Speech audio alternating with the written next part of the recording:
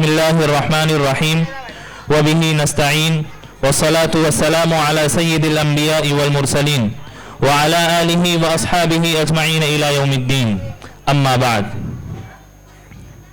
میرے خدا میرے دل کو ولولہ دے، میری جاں کو حوصلہ دے. میرے دل کو ولولہ دے، میری جاں کو حوصلہ دے. میں بھٹک گیا ہوں مولا، مجھے راستہ دکھا دے. غم دہر کے سفینے مجھے غرق کر رہے ہیں، غم دہر کے سفینے مجھے غرق کر رہے ہیں. مجھے موج بے اما سے میرے ناخدا بچا لے. مکتب فلاح دارین کے اس پر رونق اور عظیم الشان پہلے سالانہ جلسے میں ہم تمام ہی مہمانوں کا استقبال کرتے ہیں اور اہلاً و سہلاً و مرحبا آپ کی خدمت میں پیش کرتے ہیں. جناب محمد عرفان صاحب، آپ بھی اسٹیج پر تشریف لے آئیں. مکرمی حاضرین، ہم اپنے اس جلسے کی ابتدا اللہ تبارک و تعالیٰ کی حمد و ثنا، تہنیت و تقدیس، تہلیل و تمجید سے کرتے ہیں. ہم اللہ تبارک و تعالیٰ کے نام سے اس محفل کی ابتدا کرتے ہیں جس کے نام کا ورد کر کے سورج بھی طلوع ہوتا ہے اور چاند بھی نکلتا ہے. اور ہم اس قادر مطلق کی قصیدہ خوانی کر کے ہم اپنا یہ سفر شروع کر رہے ہیں جس کی قصیدہ خوانی کرنے کی ساری دنیا محتاج ہے. ایک شاعر کہتا ہے کہ چمک تیری آیا بجلی میں آتش میں شرارے میں، یعنی اللہ تبارک و تعالیٰ کی چمک تیری آیا بجلی میں آتش میں شرارے میں. جھلک تیری ہوئے دا چاند میں سورج میں تارے میں، بلندی آسمانوں میں زمینوں میں تیری پستی، روانی بحر میں افتادگی تیری کنارے میں. اسی طرح اور ایک شاعر کہتے ہیں اللہ تبارک و تعالیٰ کی حمد بیان کرتے ہوئے کہ میرے خدا نقش تیرا آیا آیا، نام تیرا رواں رواں. نقش تیرا آیا آیا، نام تیرا رواں رواں. مدح تیری سخن سخن، وصف تیرا بیاں بیاں. کام میرا خطا خطا، شان تیری عطا عطا. میرے خدا کرم کرم، میرے کریم اما اما. جو حضرات کھڑے ہوئے ہیں آپ کے لیے کرسیوں کا انتظام کیا گیا ہے. آپ برائے مہربانی کرسیوں پر بیٹھیں. ہر جلسے کا کوئی نہ کوئی ادب ہوتا ہے، ہر محفل کا کوئی نہ کوئی ادب ہوتا ہے. آپ جس محفل کے اندر شریک ہے یہ محفل کوئی عام محفل اور کوئی عام جلسہ نہیں ہے، بلکہ اس کی نسبت قرآن کریم اور حدیث رسول صلی اللہ علیہ وسلم کے ساتھ ہے. تو اس کا ادب یہ ہے کہ سنجیدگی کے ساتھ، وقار اور متانت کے ساتھ بیٹھ کر اس کو سنا جائے اور بالکل خاموشی اختیار کی جائے. اس لیے جو حضرات کھڑے ہوئے ہیں ہم ان سے گزارش کر رہے ہیں کہ آپ بیٹھ جائیں. آپ کے لیے بڑی محبتوں کے ساتھ کرسیوں کا انتظام کیا گیا ہے. اور جو حضرات چبوترے کے اوپر بیٹھے ہوئے ہیں ہم ان سے بھی ادباً گزارش کر رہے ہیں کہ کرسیوں پر بیٹھیں.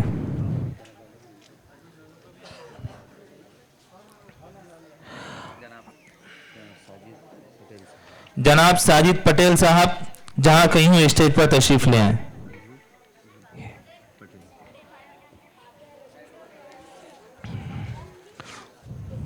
محترم حضرات، قبل اس کے کہ ہم طلبہ کرام کا پروگرام سماعت کریں، میں آپ کے سامنے مکاتب کی اہمیت کے اوپر دو چار الفاظ رکھتا ہوں، آپ اسے بغور سماعت کیجیے. آپ حضرات یہ ایک سالانہ جلسے کے اندر شریک ہیں جو ایک مکتب کا جلسہ ہے. مکتب کیا ہے، اس کی حقیقت کیا ہے، اس کو بھی جاننے کی اشد ضرورت ہے. مکاتب معاشرے کی ایک اشد ضرورت ہے اور ایک ایسی ضرورت ہے جس کے بغیر معاشرہ نہیں رہ سکتا. اور آگے بڑھ کر ایک بات اور کہتا ہوں کہ جس معاشرے اور کلچر میں مکاتب کا وجود نہ ہو وہ معاشرہ کہلائے جانے کے قابل نہیں. عقائد کی اصلاح و حفاظت اور ان میں پختگی انہی مکاتب کے ذریعے آ سکتی ہے.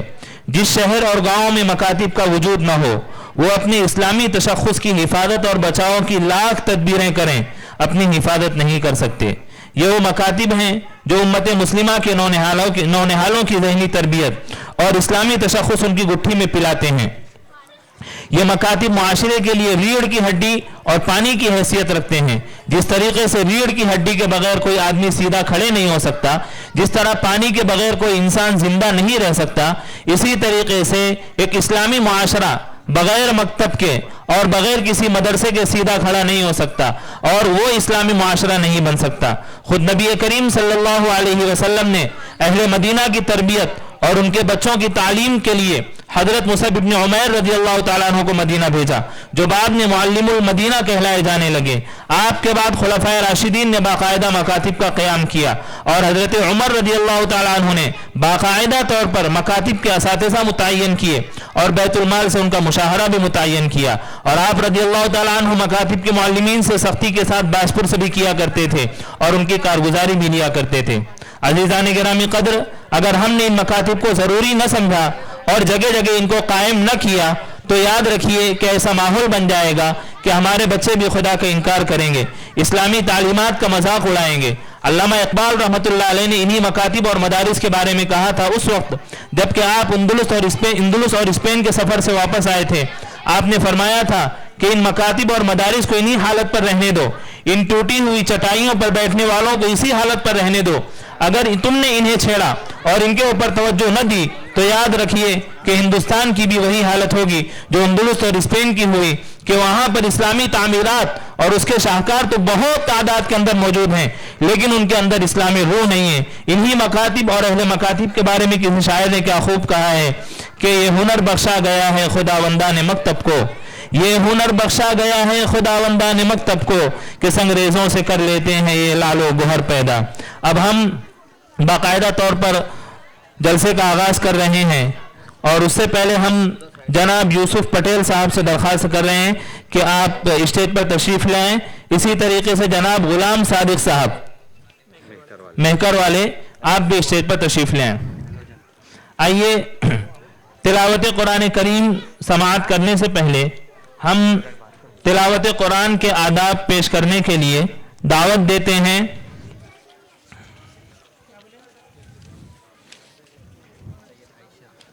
سیدہ عائشہ کو، وہ آئیں اور تلاوت کے آداب پیش کریں۔ سیدہ عائشہ،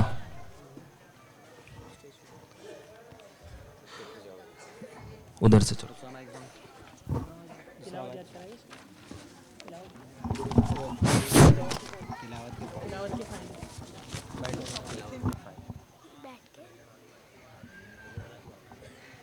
اعوذ باللہ من الشیطان الرجیم، بسم اللہ الرحمن الرحیم۔ تلاوت کلام پاک کے 3 اہم فائدے۔ نمبر 1، دل کا زنگ دور ہوتا ہے۔ نمبر 3، اللہ تعالیٰ کی محبت میں ترقی ہوتی ہے۔ نمبر 3، ہر حرف پر 10 نیکیاں ملتی ہے بنا سمجھے پڑھنے پر بھی۔ اگر کوئی شخص کہتا ہے بنا سمجھے پڑھنے پر کوئی فائدہ نہیں، وہ شخص بددین یا دین سے جاہل ہے۔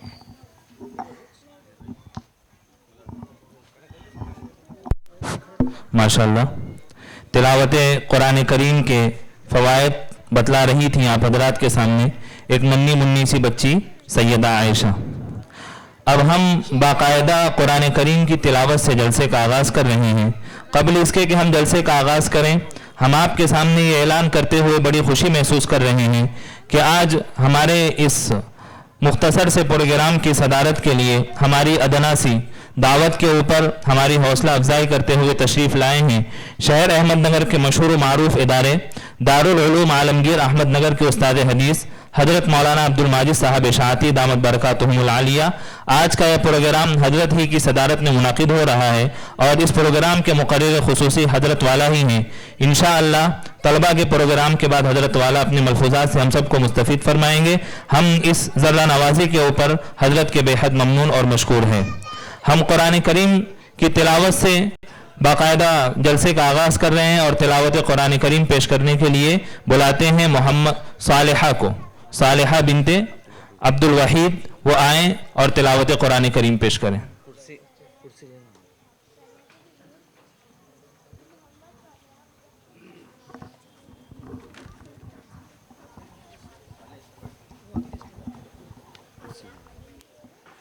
اعوذ باللہ من الشیطان الرجیم، بسم اللہ الرحمن الرحیم۔ ألم تر كيف فعل ربك بأصحاب الفيل ألم يجعل كيدهم في تضليل وأرسل عليهم طيرا أبابيل صريح بحجارة من سجيل فجعلهم كعصف مأكول.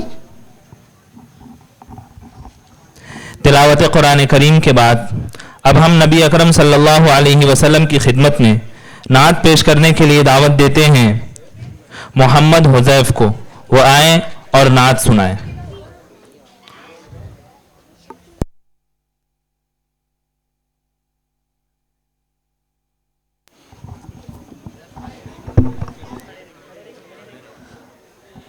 نبی نبی نبی نبی خود میرے نبی نے بات یہ بتا دی.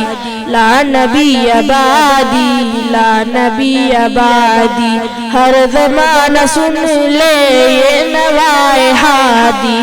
لا نبی آبادی لا نبی آبادی لمحہ لمحہ ان کا طاق میں آ کے جگمگانے والا جگمگانے والا آخری شریعت کوئی آنے والی اور نہ لانے والا اور نہ لانے والا. ہے جائے خدا میں آپ نے صدا دی. لا نبی آبادی لا نبی آبادی خود میرے نبی نے بات یہ بتا دی. لا نبی آبادی لا نبی آبادی ہر زمانہ سن لے یہ نوائے ہادی. لا نبی آبادی لا نبی آبادی تھے اصول جتنے ان کے سخن میں نظم ہو گئے ہیں نظم ہو گئے ہیں.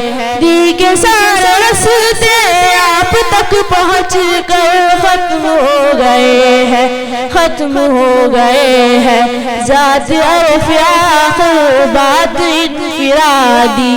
لا نبی آبادی لا نبی آبادی خود میرے نبی نے بات یہ بتا دی. لا نبی آبادی لا نبی آبادی ہر زمانہ سن لے یہ نوائے ہادی. لا نبی آبادی لا نبی آبادی التغائے عالم کر دیا خدا نے. صرف نام ان کے صرف نام ان کے ان کی خوش نصیبی جن کے آقا جو غلام ان کے جو غلام ان کے. گونج وادی وادی آپ کی منادی. لا نبی آبادی لا نبی آبادی خود میرے نبی نے بات یہ بتا دی. لا نبی آبادی لا نبی آبادی ہر زمانہ سن لے یہ نوائے ہادی. لا نبی آبادی لا نبی آبادی لا نبی آبادی لا نبی آبادی. ماشاءاللہ یہ طالب علم آپ حضرات کے سامنے نعت پیش کر رہے تھے اور نعت کے اندر ایک عقیدے کو بھی سمجھا رہے تھے کہ اللہ تبارک و تعالیٰ نے نبی اکرم صلی اللہ علیہ وسلم کو آخری نبی بنا کر بھیجا ہے اور آپ صلی اللہ علیہ وسلم کے بعد کوئی نبی نہیں آ سکتا. اب ہم نعت کے بعد نماز میں منتقل ہونے کی جو تکبیرات ہیں تکبیرات انتقالیہ پیش کرنے کے لیے ہم دعوت دیتے ہیں منزہ. یہ بچی آئے اور تکبیرات انتقالیہ سنائے.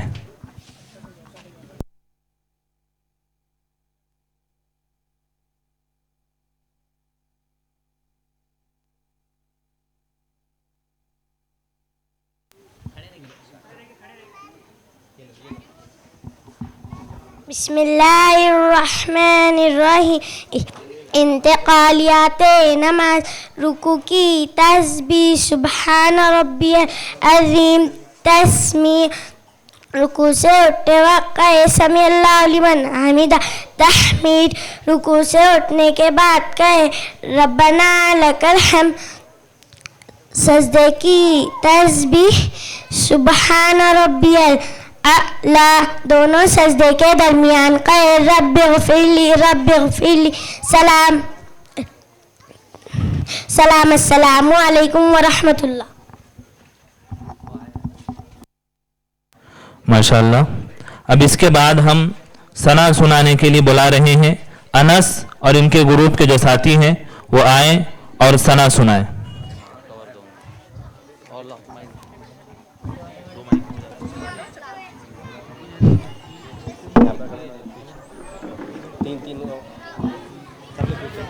بچے خاموش بیٹھیں. تینوں میں ایک مائک ان کے پاس تو بلال ایسے گھوم کے کھڑے گھما کے کھڑے گول ایک ساتھ. السلام علیکم ورحمۃ اللہ وبرکاتہ. اللہ من الشیطان الرجیم. بسم اللہ الرحمن الرحیم. سبحانک اللہم وبحمدک وتعالى اسمك وتعالى جدك ولا إله غيرك. بہت اچھے. یہ طلبہ کرام ننھی منی زبان سے آپ حضرات کے سامنے ثنا پڑھ رہے تھے. اب ہم تشہد پیش کرنے کے لیے بلا رہے ہیں تمنا اور ذکرہ کو. تمنا اور ذکرہ یہ دونوں بچیاں آپ کے سامنے تشہد سنائیں گی.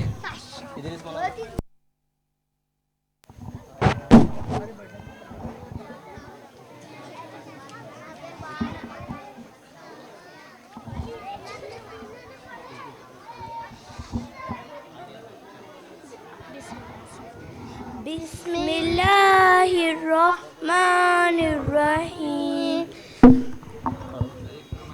تشہد. التحیات للہ والصلوات والطیبات. السلام علیکہ ایہا النبی ورحمۃ اللہ وبرکاتہ. السلام علینا وعلی عباد اللہ الصالحین. اشہد ان لا الہ الا اللہ واشہد ان محمدا عبدہ ورسولہ. بہت اچھے. اب ہم درود ابراہیم پیش کرنے کے لیے بلاتے ہیں افشاں اور مہرین. یہ دونوں بچی آئیں اور درود ابراہیم سنائیں. اچھا افشاں مہرین ایک ہی بچی ہے. درود ابراہیم سنائے گی.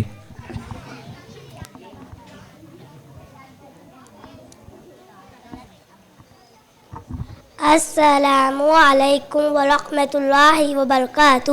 درود ابراہیم. اللہم صلی علی محمد وعلی آل محمد كما صليت على إبراهيم وعلى آل إبراهيم إنك حميد مجيد.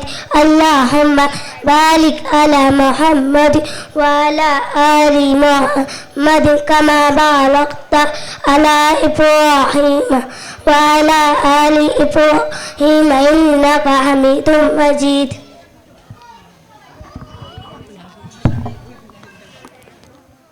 اب اس کے بعد ہم ایک تقریر سنتے ہیں جسے پیش کریں گی ام ہانی بنت محمد شارق علی. ان کی تقریر کا عنوان ہے سیرت النبی صلی اللہ علیہ وسلم. یہ بچی آپ کے سامنے سیرت کے عنوان پر تقریر پیش کرے گی. یہ جو بچے ادھر چبوترے پر بیٹھے ہیں خاموش بیٹھیں.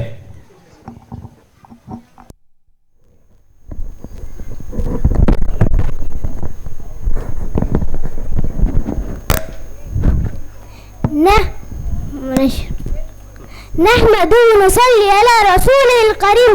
أما بعد فأعوذ بالله من الشيطان الرجيم. بسم الله الرحمن الرحيم. وإنك لعلى خلق عظيم.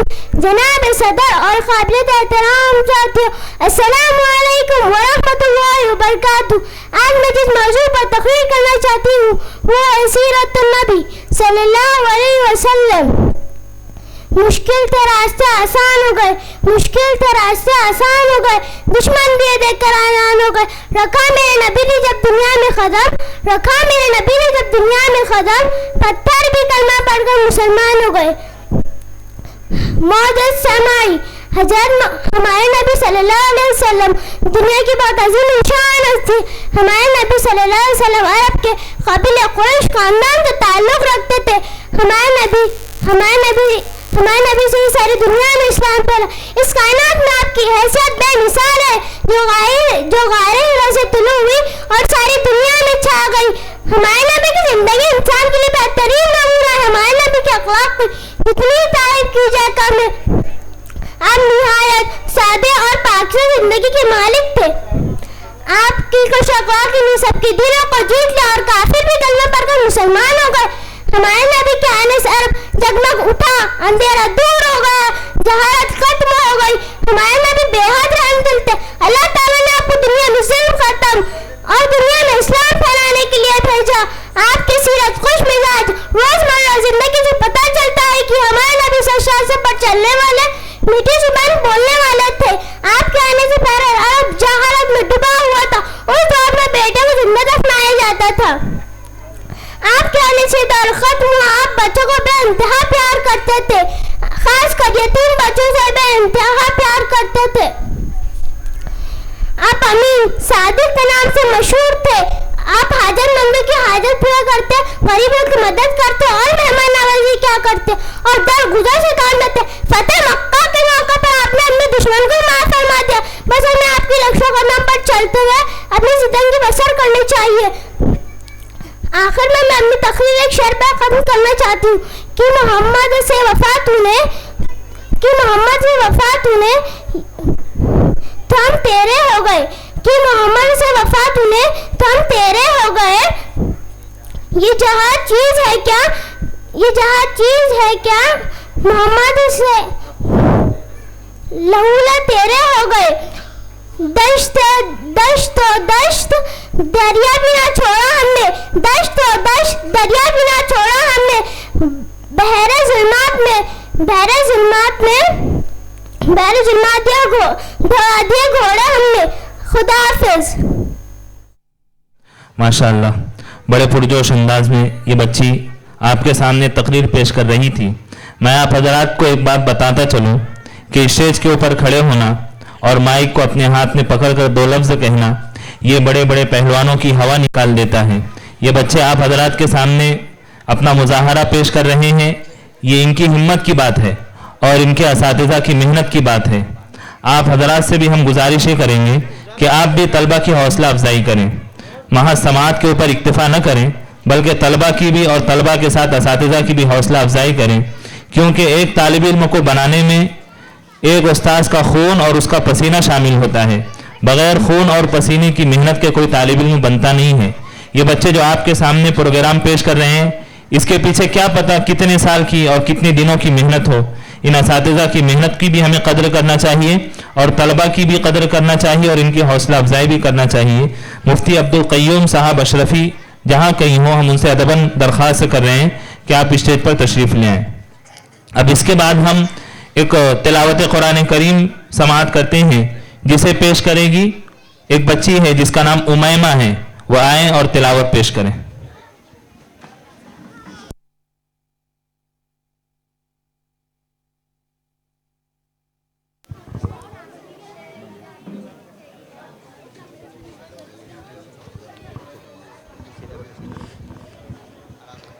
أعوذ بالله من الشيطان الرجيم. بسم الله الرحمن الرحيم. والتين والزيتون وطور سينين وهذا البلد الأمين. لقد خلقنا الإنسان في أحسن تقويم ثم رددناه أسفل سافلين إلا الذين آمنوا وعملوا الصالحات فلهم أجر غير ممنون. فما يكذبك بعد بالدين أليس الله بأحكم أحكم الحاكمين. صدق الله العظيم.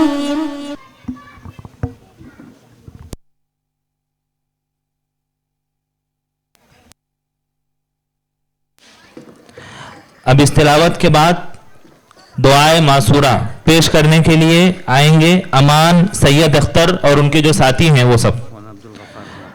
مولانا عبد الغفار صاحب جہاں کہیں اسٹیج پر تشریف لے آئیں. مولانا عبد الغفار صاحب محتمم مدرسہ عربیہ فلاح ادارہ نارے گاؤں اسٹیج پر تشریف لے آئیں.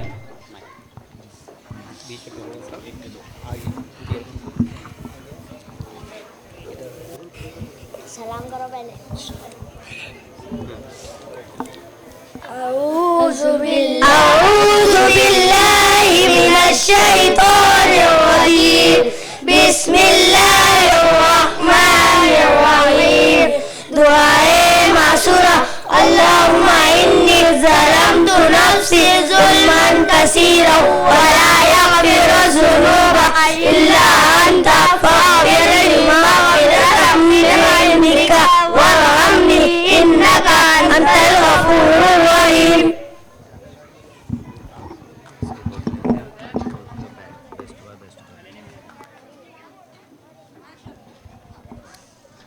آج کے اس پروگرام میں طلبہ نے امتحان بھی دیا ہے. جو طلبہ اول نمبر سے کامیاب ہوں گے ان کے لیے مدرسے کی جانب سے ایک ڈنر سیٹ انعام میں دیا جائے گا، اور دوم نمبر سے کامیاب ہونے والے بچوں کو ہاٹ پاٹ دیا جائے گا. اسی طریقے سے طلبہ کے لیے آئس کریم کپ کا بھی انعام میں انتظام کیا گیا ہے.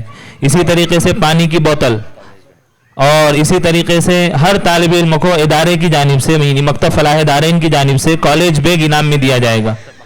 مکتب بیگ ہر بچے کو ایک ایک مکتب بیگ انعام میں دیا جائے گا. یہ کافی انعام ادارے کے ذمہ داران نے ارینج کیا ہوا ہے. اب آپ حضرات کی ذمہ داری ہے کہ اس سے بھی بڑا چلا کر اگر آپ حضرات انعام دے سکتے ہیں تو اللہ تعالیٰ آپ کی انعامات کو قبول کرے.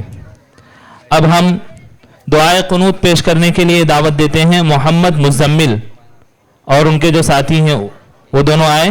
محمد ایک ہی ہے، مزمل یوسف، دو مزمل اور یوسف.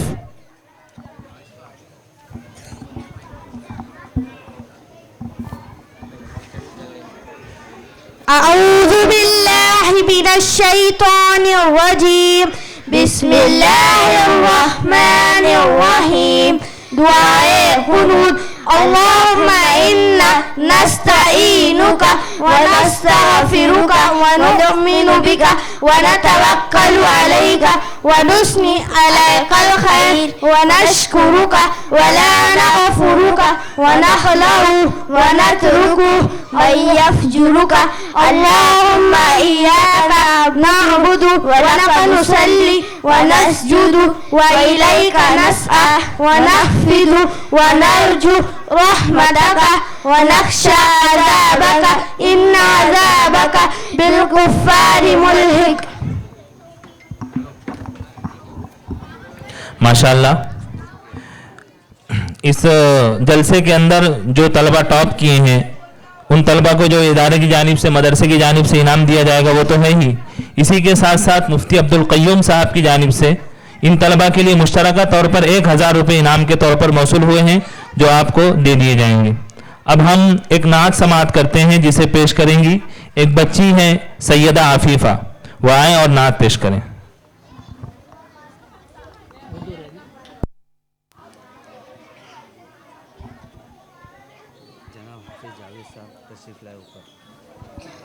جناب حافظ جاوید صاحب اسٹیج پر تشریف لائے. جہاں کہیں ہو جناب حافظ جاوید صاحب اسٹیج پر تشریف لائے.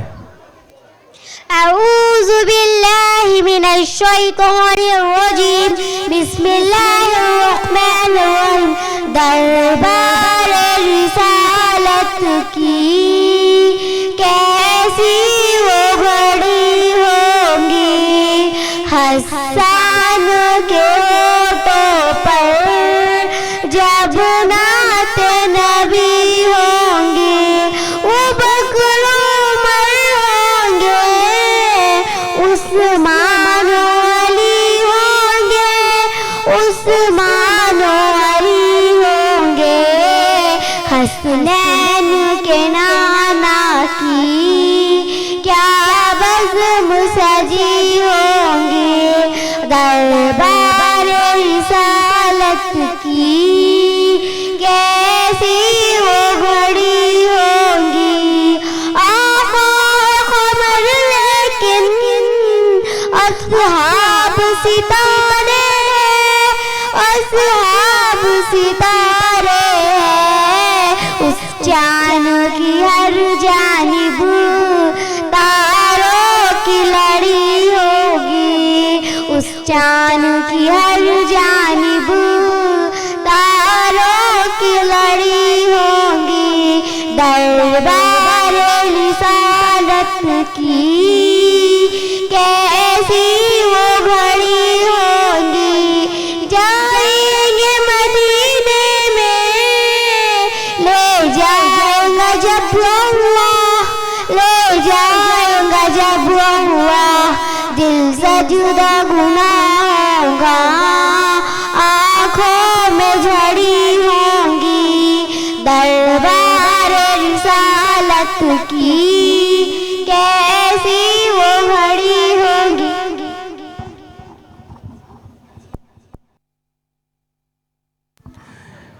تلاوت قرآن کریم پیش کرنے والی بچیوں کے لیے مولانا توفیق صاحب لاتور والوں کی جانب سے انعام موصول ہوا ہے۔ امیمہ اور صالحہ ان کے لیے آئیں اور اپنا انعام لے جائیں۔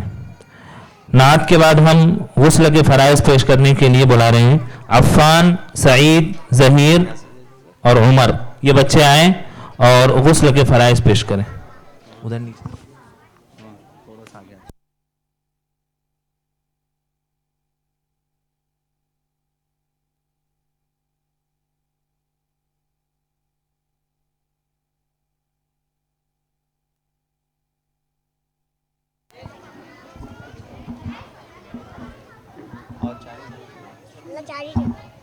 بیچ میں پکڑو ایسا سب ساتھ چارٹ کرو سب ساتھ۔ اعوذ باللہ من الشیطان الرجیم، بسم اللہ الرحمن الرحیم۔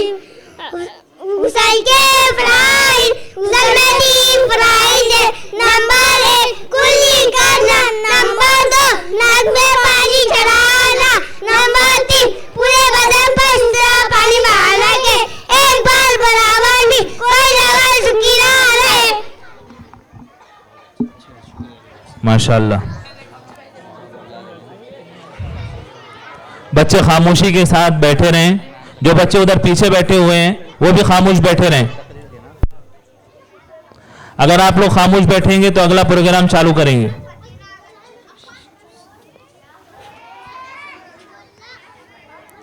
اب اس کے بعد ہم وضو کے فرائض پیش کرنے کے لیے بلا رہے ہیں ابو طلحہ، عمیر اور ان کے ساتھی۔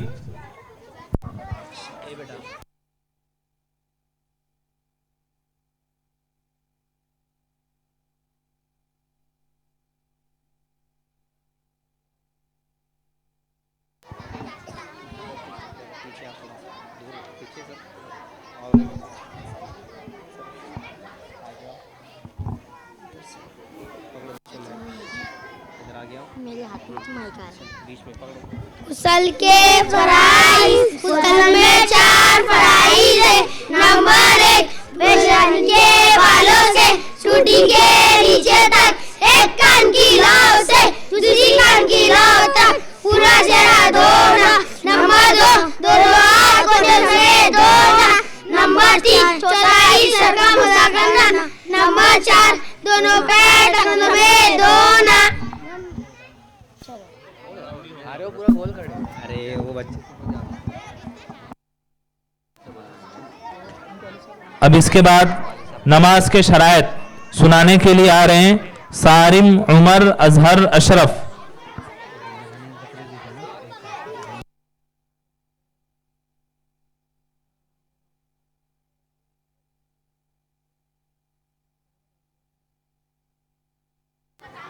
ام ہانی تقریر پیش کرنے والی بچی کے لیے ایک صاحب کی طرف سے انعام آیا ہے، وہ آئے اور اپنے انعام لے جائیں۔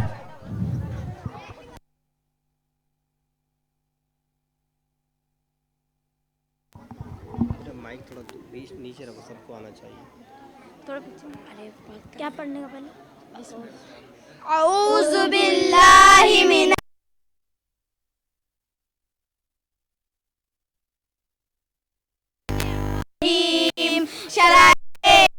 شرائط نماز سات ہے، یعنی وہ باتیں جن کے بغیر نماز شروع نہیں ہوتی۔ نمبر 1 بدن کا پاک ہونا، نمبر 2 کپڑوں کا پاک ہونا، نمبر 3 جگہ کا پاک ہونا، نمبر 4 سطر کا چھپانا، نمبر 5 نماز کا وقت ہونا، نمبر 6 قبلے کی طرف رخ کرنا، نمبر 7 نیت کرنا۔ فرائض نماز 6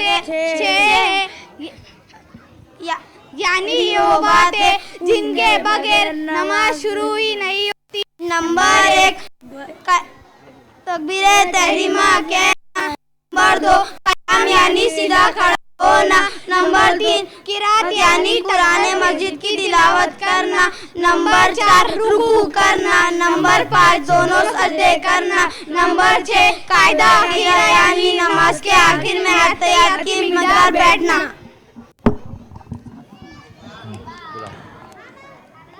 حضرت مفتی نسیم صاحب قاسمی، امام و خطیب طاہا مسجد، اسی طریقے سے مولانا عدنان صاحب ندوی، حافظ اسماعیل صاحب، جہاں آپ حضرات سے ادباً گزارش ہے کہ آپ اسٹیج پر تشریف لے آئیں۔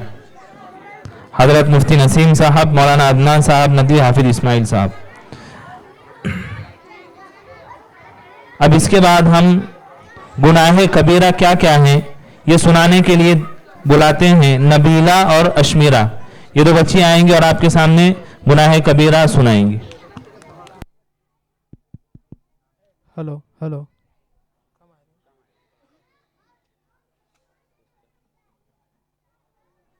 ہلو ہلو ہلو ہلو اعوذ باللہ من الشیطان الرجیم۔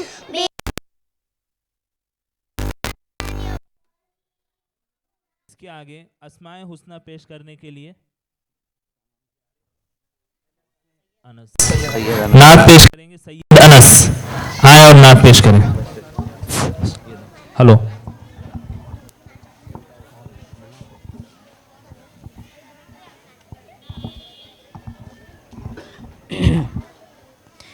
السلام علیکم ورحمۃ اللہ وبرکاتہ۔ کہ ایسی بھی گزر جائے، ایسی بھی گزر جائے، ایسی بھی گزر جائے ایک رات مدینے میں، ایسی بھی گزر جائے ایک رات مدینے میں، ایسی بھی گزر جائے ایک رات مدینے میں، ایسی بھی گزر جائے ایک رات مدینے میں، ایسی بھی گزر جائے ایک رات مدینے میں، ایسی بھی گزر جائے ایک رات مدینے میں، آقا ہو اور ہم ہو، آقا ہو اور ہم ہو ایک ساتھ مدینے میں، آقا ہو اور ہم ہو ایک ساتھ مدینے میں۔ اللہ وہ کیسا گھر، اللہ وہ کیسا گھر آقا کا بنایا ہے، اللہ وہ کیسا گھر آقا کا بنایا ہے، اللہ وہ کیسا گھر آقا کا بنایا ہے، اللہ وہ کیسا گھر آقا کا بنایا ہے، اللہ وہ کیسا گھر آقا کا بنایا ہے، اللہ وہ کیسا گھر آقا کا بنایا ہے، داخل نہیں ہو سکتا، داخل نہیں ہو سکتا شیطان مدینے میں، داخل نہیں ہو سکتا شیطان مدینے میں، ایسے بھی گزر جائے ایک رات مدینے میں، ایسے بھی گزر جائے ایک رات مدینے میں، جنت کے طلبگاروں जन्नत के तलबगारों जा कर तो ज़रा देखो, जन्नत के तलबगारों जा कर तो ज़रा देखो, जन्नत के तलबगारों जा कर तो ज़रा देखो, जन्नत के तलबगारों जा कर तो ज़रा देखो। मौजूद है जन्नत का, मौजूद है जन्नत का सामान मदीने में, मौजूद है जन्नत का सामान मदीने में। ऐसी भी गुजर जाए एक रात मदीने में, आका हो और हम हो एक साथ मदीने में। ऐ मौत ज़रा रुक जा, आगे मुझे जाने दे, ऐ मौत ज़रा रुक जा, आगे मुझे जाने दे। हो जाएंगे हम दोनों, हो जाएंगे फिर दोनों एक साथ मदीने में, हो जाएंगे फिर दोनों एक साथ मदीने में। ऐसे भी गुजर जाए एक रात मदीने में, आका हो और हम हो एक साथ मदीने में। ऐसे भी गुजर जाए एक रात मदीने में, आका हो और हम हो एक साथ मदीने में। अब इस नात के बाद हम अस्माए हुस्ना पेश करने के लिए उमैमा, अनअम, उम्मे कुलसूम, तमन्ना, अफशा इन बच्चियों से दरख्वास्त कर रहे हैं कि वो अस्माए हुस्ना पेश करें।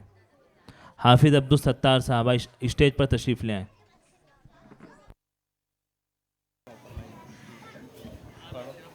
अस्सलामु अलैकुम वरहमतुल्लाहि वबरकातुहू। अऊज़ु बिल्लाहि मिनश शैतानिर रजीम। बिस्मिल्लाहिर रहमानिर रहीम। अस्माए हुस्ना, अल्लाह ताला के नामों को अस्माए हुस्ना कहते हैं। अल्लाह अल्लाह या अल्लाह, अल्लाह अल्लाह या अल्लाह, अल्लाह अल्लाह या अल्लाह।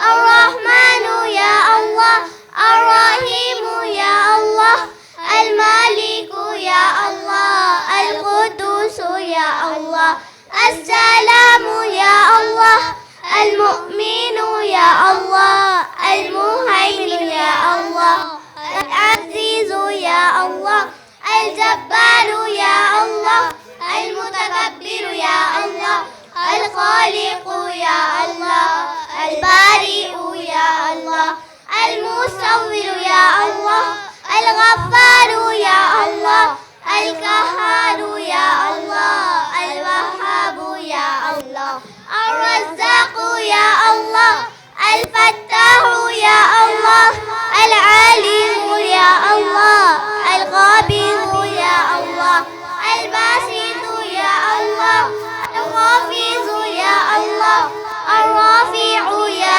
अल्लाह, अलमुईज़ु या अल्लाह, अलमुज़िल्लु या अल्लाह, अस्सामिउ या अल्लाह, अलबसीरु या अल्लाह, अलहकामु या अल्लाह, अलअदलु या अल्लाह, अल्लतीफ़ु या अल्लाह, अलख़बीरु या अल्लाह, अलहलीमु या अल्लाह, अलआज़िमु या अल्लाह, अलगफूरु या अल्लाह, अश्शकूरु या अल्लाह, अलआलियु या अल्लाह, अलकबीरु या अल्लाह, अलहम्दु या अल्लाह, अलमुमीतु या अल्लाह, अलहासिबु या अल्लाह, अर्राक़िबु या अल्लाह, अलमुजीबु या अल्लाह, अलवासिउ या अल्लाह, अलहकीमु या अल्लाह, अलवदूदु या अल्लाह, अलमजीदु या अल्लाह,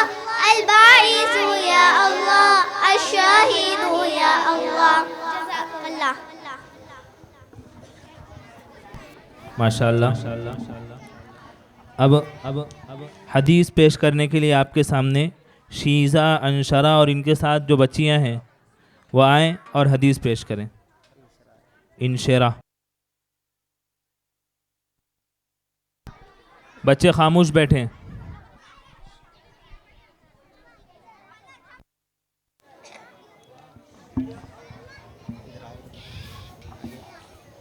आगे सर चालू करो. أعوذ بالله من الشيطان الرجيم بسم الله الرحمن الرحيم حديث نمبر إنما الأعمال بالنيات سارے عمل نیت سے ہے.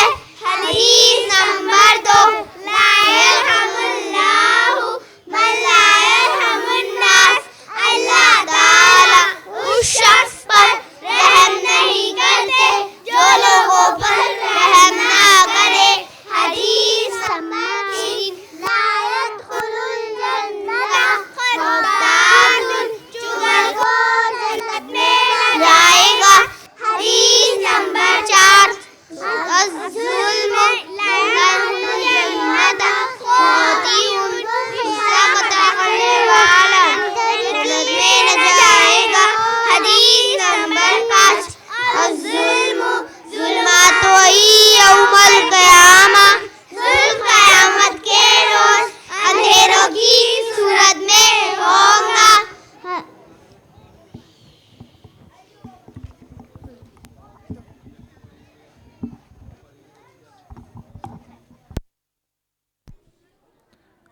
اب اس کے بعد آپ کے سامنے کلمہ طیبہ پیش کرنے کے لیے آ رہے ہیں ایان، عدنان، ذوحان، سرفراز، اذعان.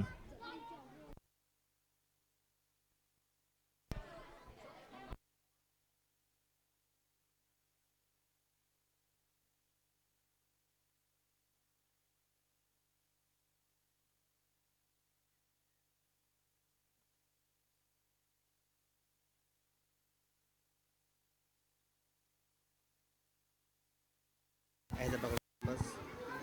चलो स्टार्ट करो. أعوذ بالله من الشيطان الرجيم بسم الله الرحمن الرحيم کلمہ طیبہ لا الہ الا اللہ محمد رسول اللہ.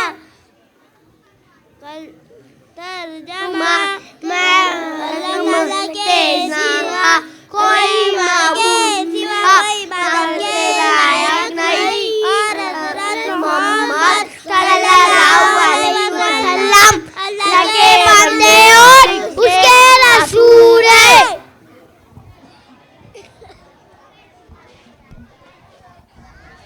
اب آپ کے سامنے دعائیں پیش کرنے کے لیے آ رہے ہیں محمد سعد. पैसों का बाद में ले लेना. جو بچیاں حدیث پیش کر رہی تھیں ان کے لیے انعام آیا ہے، وہ بعد میں اپنے استاد سے لے لیں.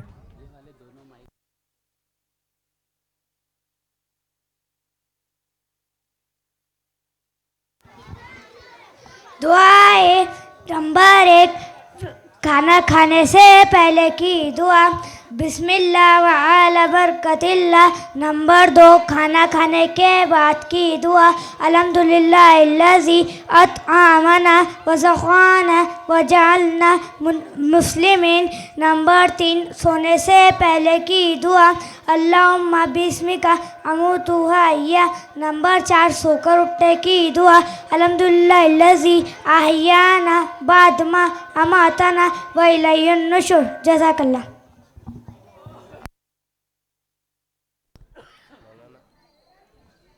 اب بچوں کا صرف 2 پروگرام باقی رہ گیا ہے. اس سے پہلے ہم اسٹیج پر بیٹھے ہوئے جو ہمارے مہمانان ہیں ان کا استقبال کرنے جا رہے ہیں. مکتب کے سرپرست اور ذمہ دار جناب الحاج عبدالحمید صاحب انصاری یہ مہمانان کا استقبال کریں گے. ہم مہمان استقبال کریں گے. ہم ان سے درخواست کر رہے ہیں کہ آگے آ جائیں.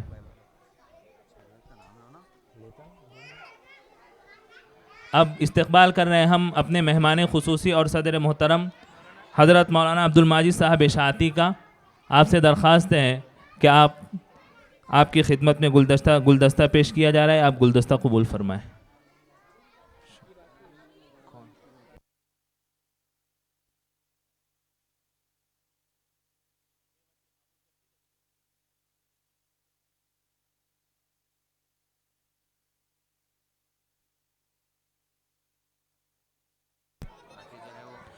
اب یہاں سے صرف طلبہ کے 3 پروگرام باقی رہ گئے ہیں، اس کے بعد حضرت کا بیان ہوگا. ہم نعت پیش کرنے کے لیے دعوت دیتے ہیں محمد ذاکر کو، وہ آئیں اور نعت پیش کریں. محمد ذاکر ہے؟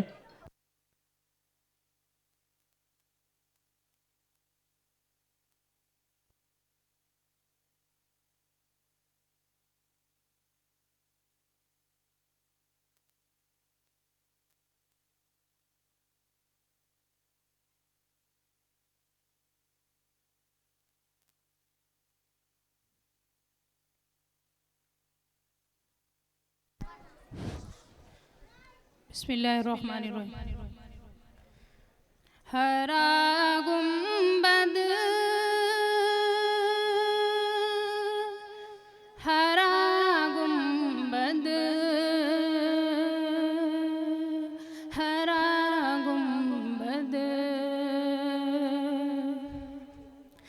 ہرا گنبد جو دیکھو گے زمانہ بھول جاؤ گے. ہرا گنبد جو دیکھو گے زمانہ بھول جاؤ گے. اگر طیبہ کو جاؤ گے، اگر طیبہ کو جاؤ گے تو آنا بھول جاؤ گے. ہرا گنبد جو دیکھو گے زمانہ بھول جاؤ گے. نہ اتراؤ زیادہ چاند تارو اپنی رنگت پہ، نہ اتراؤ زیادہ چاند تارو اپنی رنگت پہ، نہ اتراؤ زیادہ چاند تارو اپنی رنگت پہ. میرے آقا کو دیکھو گے، میرے آقا کو دیکھو گے چمکنا بھول جاؤ گے. اگر تم غور سے میرے نبی کی نعت سن لو گے، اگر تم غور سے میرے نبی کی نعت سن لو گے، اگر تم غور سے میرے نبی کی نعت سن لو گے. میرا دعویٰ ہے تم گانا، میرا دعویٰ ہے تم گانا، بجانا بھول جاؤ گے. حدیث مصطفیٰ پر تم جو ہو جاؤ عمل پیرا، حدیث مصطفیٰ پر تم جو ہو جاؤ عمل پیرا، حدیث مصطفیٰ پر تم جو ہو جاؤ عمل پیرا. قسم اللہ کی ماں کو، قسم اللہ کی ماں کو ستانا بھول جاؤ گے. مدینے کا کبوتر ہوں، پکڑ سکتے نہیں مجھ کو. مدینے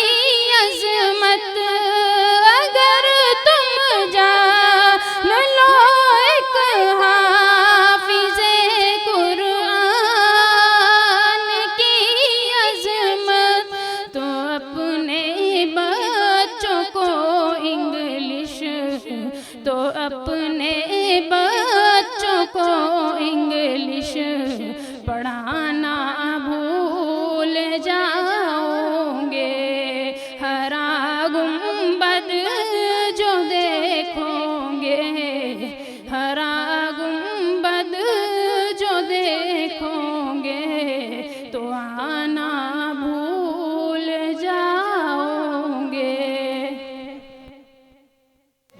माशाअल्लाह। एक साहब की तरफ से नात पेश करने वाले बच्चे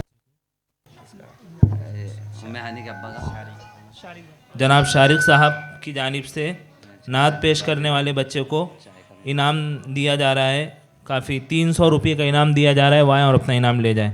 और हम ख़ास तौर पर जनाब शारिक साहब का भी शुक्रिया अदा करते हैं कि इस जलसे के इंतज़ामात में उन्होंने बहुत साथ दिया और ख़ुसूसी इंतज़ामात किए हैं, और चाय वगैरह का भी इंतज़ाम आप ही की तरफ से है, लिहाजा हम आपके बहुत मशकूर हैं।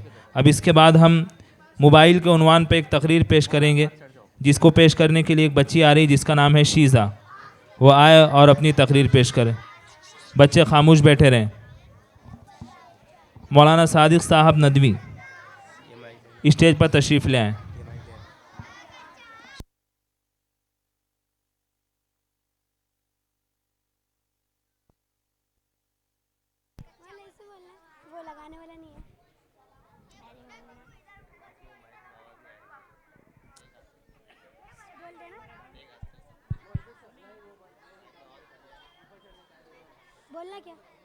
السلام علیکم ورحمۃ اللہ وبرکاتہ۔ اعوذ باللہ من الشیطان الرجیم، بسم اللہ الرحمن الرحیم، نحمدہ ونصلی علی رسولہ الکریم، اما بعد۔ صدر علی وقار، مہمانان خصوصی، اساتذہ اکرام اور معزز سامعین، آج کے اس پررونق مجلس میں موبائل فون پر لب خشائی کرنے کی جسارت کرنے جا رہی ہوں، اس امید کے ساتھ کہ آپ تمام میری حوصلہ افزائی فرمائیں گے۔ سامعین کرام، موبائل فون ایک انقلابی ایجاد ہے جس نے ہماری بات چیت، کام کرنے اور زندگی گزارنے کے طریقے کو ڈرامائی طور پر تبدیل کر دیا ہے۔ اس نے ہمیں ایک دوسرے کے قریب لایا ہے، ہمیں خاندان اور دوستوں کے ساتھ رابطے میں رہنے کی اجازت دی ہے، چاہے ہم کتنی بھی دور کیوں نہ ہو۔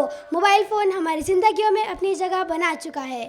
اگر ہم معاشرے میں ایک نظر دوڑائیں تو معلوم ہوگا کہ تقریباً ہر ایک کے پاس موبائل فون ہے۔ اسمارٹ فونز کی آمد لوگ اب اپنے ہتھیلے سے انٹرنیٹ، سوشل میڈیا، یہاں تک کہ بینک اکاؤنٹ تک رسائی حاصل کر سکتے ہیں۔ لوگ اب انٹرنیٹ اور ایپس کے ساتھ آن لائن بینکنگ، تفریح وغیرہ تک رسائی حاصل کر سکتے ہیں۔ اس سے ہم جو چاہتے ہیں وہ حاصل کرنے کے لیے فزیکل سٹورز پر جانے کی ضرورت ختم ہو گئی ہے۔ معزز سامعین، جس طرح موبائل فون کے کئی فائدے ہیں، اسی طرح موبائل فون کے اس سے کئی زیادہ نقصانات بھی ہیں۔ موبائل فون ایک ایسا آلہ جو 7 سمندر دور بیٹھے اپنے عزیز و قارب کے دل کی آواز انہی کے دلوں میں اتارتا ہے۔ کتنے ٹوٹے دلوں کو ملایا، کتنے رشتوں کو جوڑا، مگر اسی آلے نے کتنے خاندانوں کے چراغوں کو گل کر دیا، اسی آلے نے کتنے رابطوں کو ختم کر دیا۔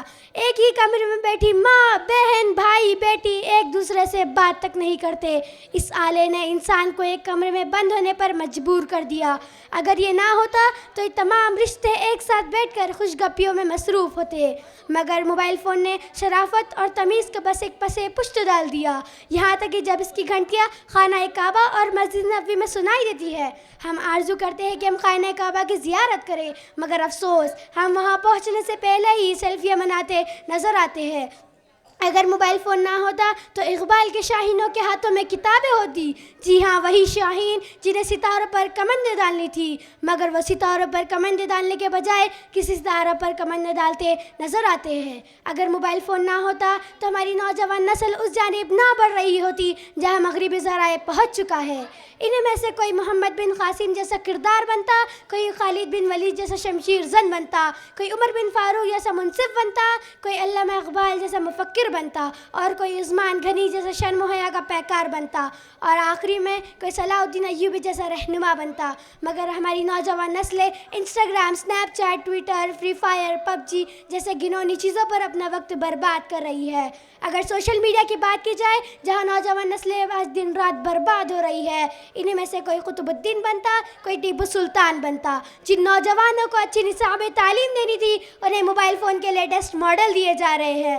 افسوس ان ماؤں پر جو اپنے بچوں کو مصروف رکھنے کے لیے ان کے ہاتھوں میں موبائل فون تھما دیتی ہے، جس سے ان بچوں کی ذہنی قوتیں ختم ہوتی جا رہی ہے، جس کو دوسرے الفاظوں میں موبائل ایڈکشن بھی کہا جاتا ہے۔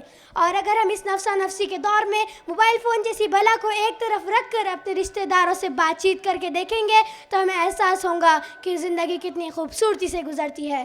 ہمت ہو اٹھو آؤ سبھی بازار چلے، خریدنا ہے اگر موبائل تو اپنی قسمت آزما لو، وہ گیا اگر آئی فون لے کر تم گیلیکسی کے نام پر اپنا سر لٹا دو۔ آخر میں ان اشعار کے ساتھ اپنی تقریر کو ختم کرنا چاہوں گی۔ موبائل جو ہاتھوں میں آیا میاں، موبائل جو ہاتھوں میں آیا میاں، کتاب رسالے چھڑایا میاں، نہیں ساتھ رہ کر بھی ہم ساتھ ساتھ، نہیں ساتھ رہ کر بھی ہم ساتھ ساتھ، موبائل پہ ہے سارے دن ہو کے رات۔ ہمارے لیے یارو رحمت بھی ہے، ہمارے لیے یارو رحمت بھی ہے، مگر یہ نہ بھولو یہ زحمت بھی ہے۔ اگر خوب مصروف رہتے ہیں ہم، اگر خوب مصروف رہتے ہیں ہم، کھلونوں سا بچوں کو دیتے ہیں ہم۔ چلو آج یہ عہد کر لو سبھی، چلو آج یہ عہد کر لو سبھی، غلط یوز ہرگز نہ ہوگا کبھی، وما علینا الا البلاغ، جزاک اللہ۔ ماشاءاللہ، اس بچی کو مولانا عبدالغفار صاحب کی جانب سے 100 روپے کا انعام موصول ہوا ہے، وہ آئیں اور اپنا انعام لے جائیں۔ اب اس کے بعد آخری پروگرام ہے، مناجات پیش کرنے کے لیے زویا ام کلثوم اشمیرہ، یہ بچی آئیں اور مناجات پیش کریں۔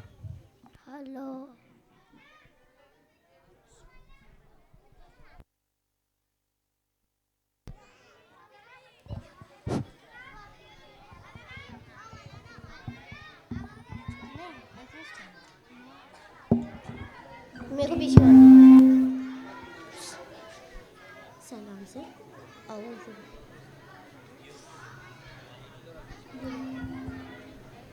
ایک ہی دو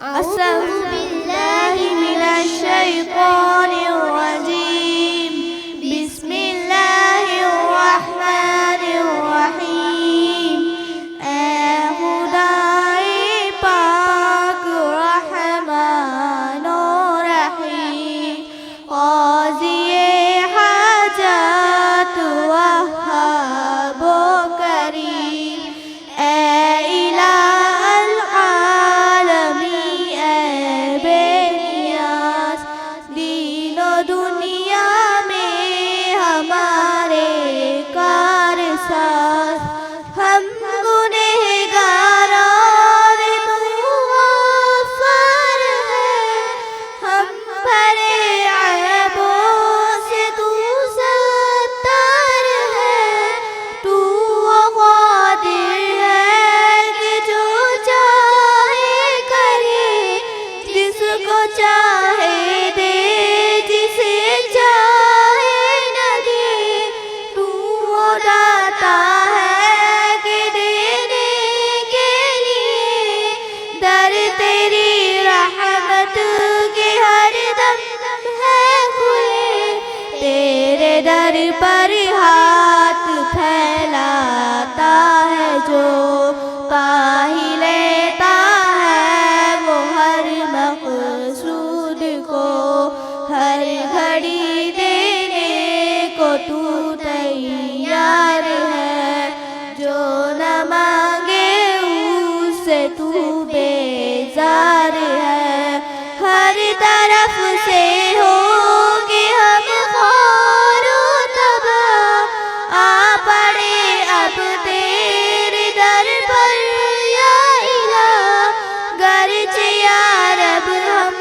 سراپا ہے برے اب تو لیکن آ پڑے در پر تیرے تو غنی ہے اور ہم ہیں بے نوا کون پوچھے گا ہمیں تیرے سوا ہے تو ہی حاجت روا اے دو جہاں ہم تیرا در چھوڑ کر جائے کہاں صدقے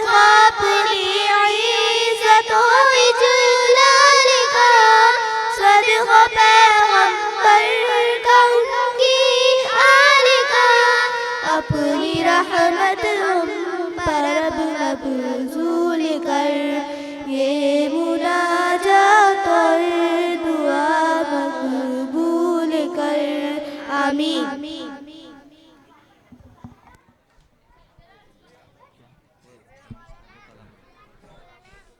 کچھ بچے پروگرام میں چھوٹ گئے ہیں، کلمہ شہادت اور کلمہ تمجید یہ سنانے کے لیے آپ کے پاس آ رہے ہیں ایان اور ان کے ساتھی۔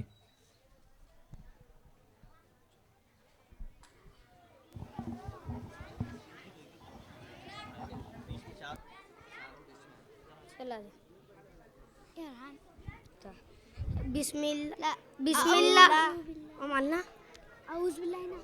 اعوذ باللہ من الشیطان الرجیم، بسم اللہ الرحمن الرحیم۔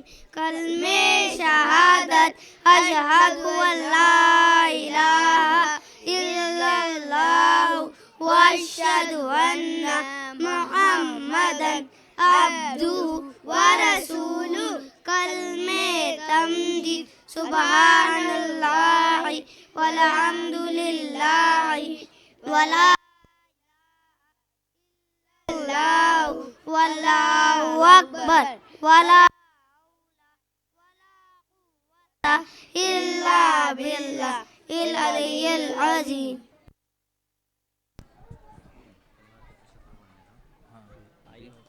ماشاء اللہ۔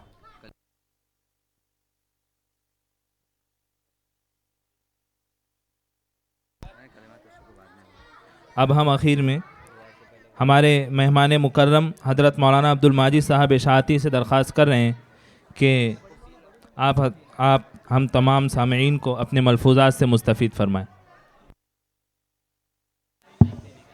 ہلو۔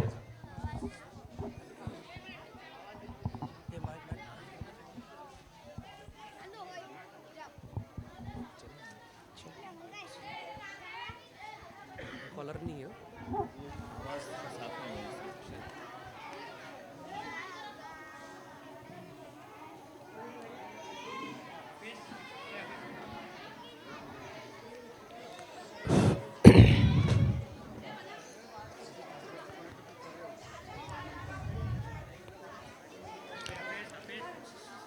بسم اللہ الرحمن الرحیم، الحمد للہ وکفا وسلام علی عبادہ الذین اصطفى، اما بعد۔ اعوذ باللہ من الشیطان الرجیم، بسم اللہ الرحمن الرحیم۔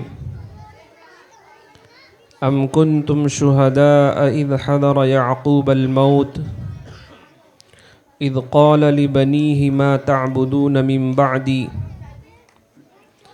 قالوا نعبد الہک و الہ آبائک ابراہیم و اسماعیل و اسحاق الہا واحدا ونحن له مسلمون۔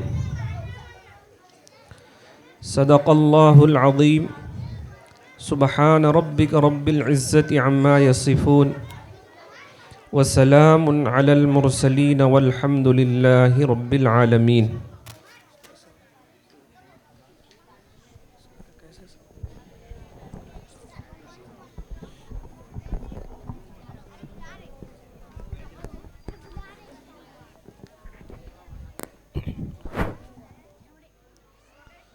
اللہم صلی علی سیدنا محمد وعلی آل سیدنا محمد وبارک وسلم۔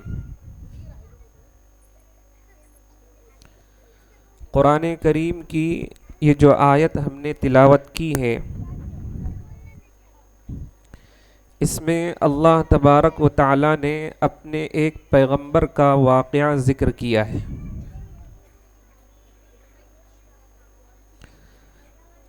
وہ پیغمبر حضرت یعقوب علیہ السلام ہے، اور یہ پورا خاندان نبیوں کا خاندان تھا۔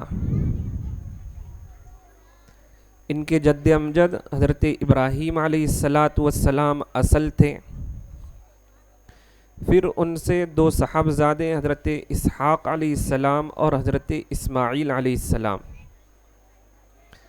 حضرت اسحاق علیہ السلام کے بیٹے حضرت یعقوب علیہ السلام اور یعقوب علیہ السلام کے بیٹے حضرت یوسف علیہ السلام. تو یہ پورا گھرانہ نبیوں کا گھرانہ تھا. یعقوب علیہ السلام اور یوسف علیہ السلام کا واقعہ آپ نے سنا ہوگا مسجدوں میں، جمعہ کے بیانات میں یا کسی وقت پر. یعقوب علیہ السلام پہلے ملک شام میں رہتے تھے. پھر ان کے صاحبزادے جو پیغمبر اور نبی تھے حضرت یوسف علیہ السلام، وہ مصر میں رہتے تھے. ایک وقت آیا کہ حضرت یوسف علیہ السلام مصر کے بادشاہ بنے، اور پھر درمیان میں دیگر واقعات پیش آئے. اخیر میں حضرت یعقوب علیہ السلام اپنے اس بیٹے یعنی حضرت یوسف علیہ السلام کی جدائیگی میں، اس لیے کہ بھائیوں نے انہیں کنویں میں ڈال دیا تھا، وہ سارا واقعہ ہے. تو یعقوب علیہ السلام اپنے بیٹے یوسف علیہ السلام کی جدائیگی میں روتے تھے. اور ظاہر سی بات ہے، محبت جس طرح ہم کو اپنی اولاد سے ہوتی ہے، ایک نبی کو بھی اپنی اولاد سے محبت ہوتی ہے. اس لیے کہ یہ انسانی تقاضا ہے، فطری تقاضا ہے. نبی بھی انسانی ہوتے ہیں.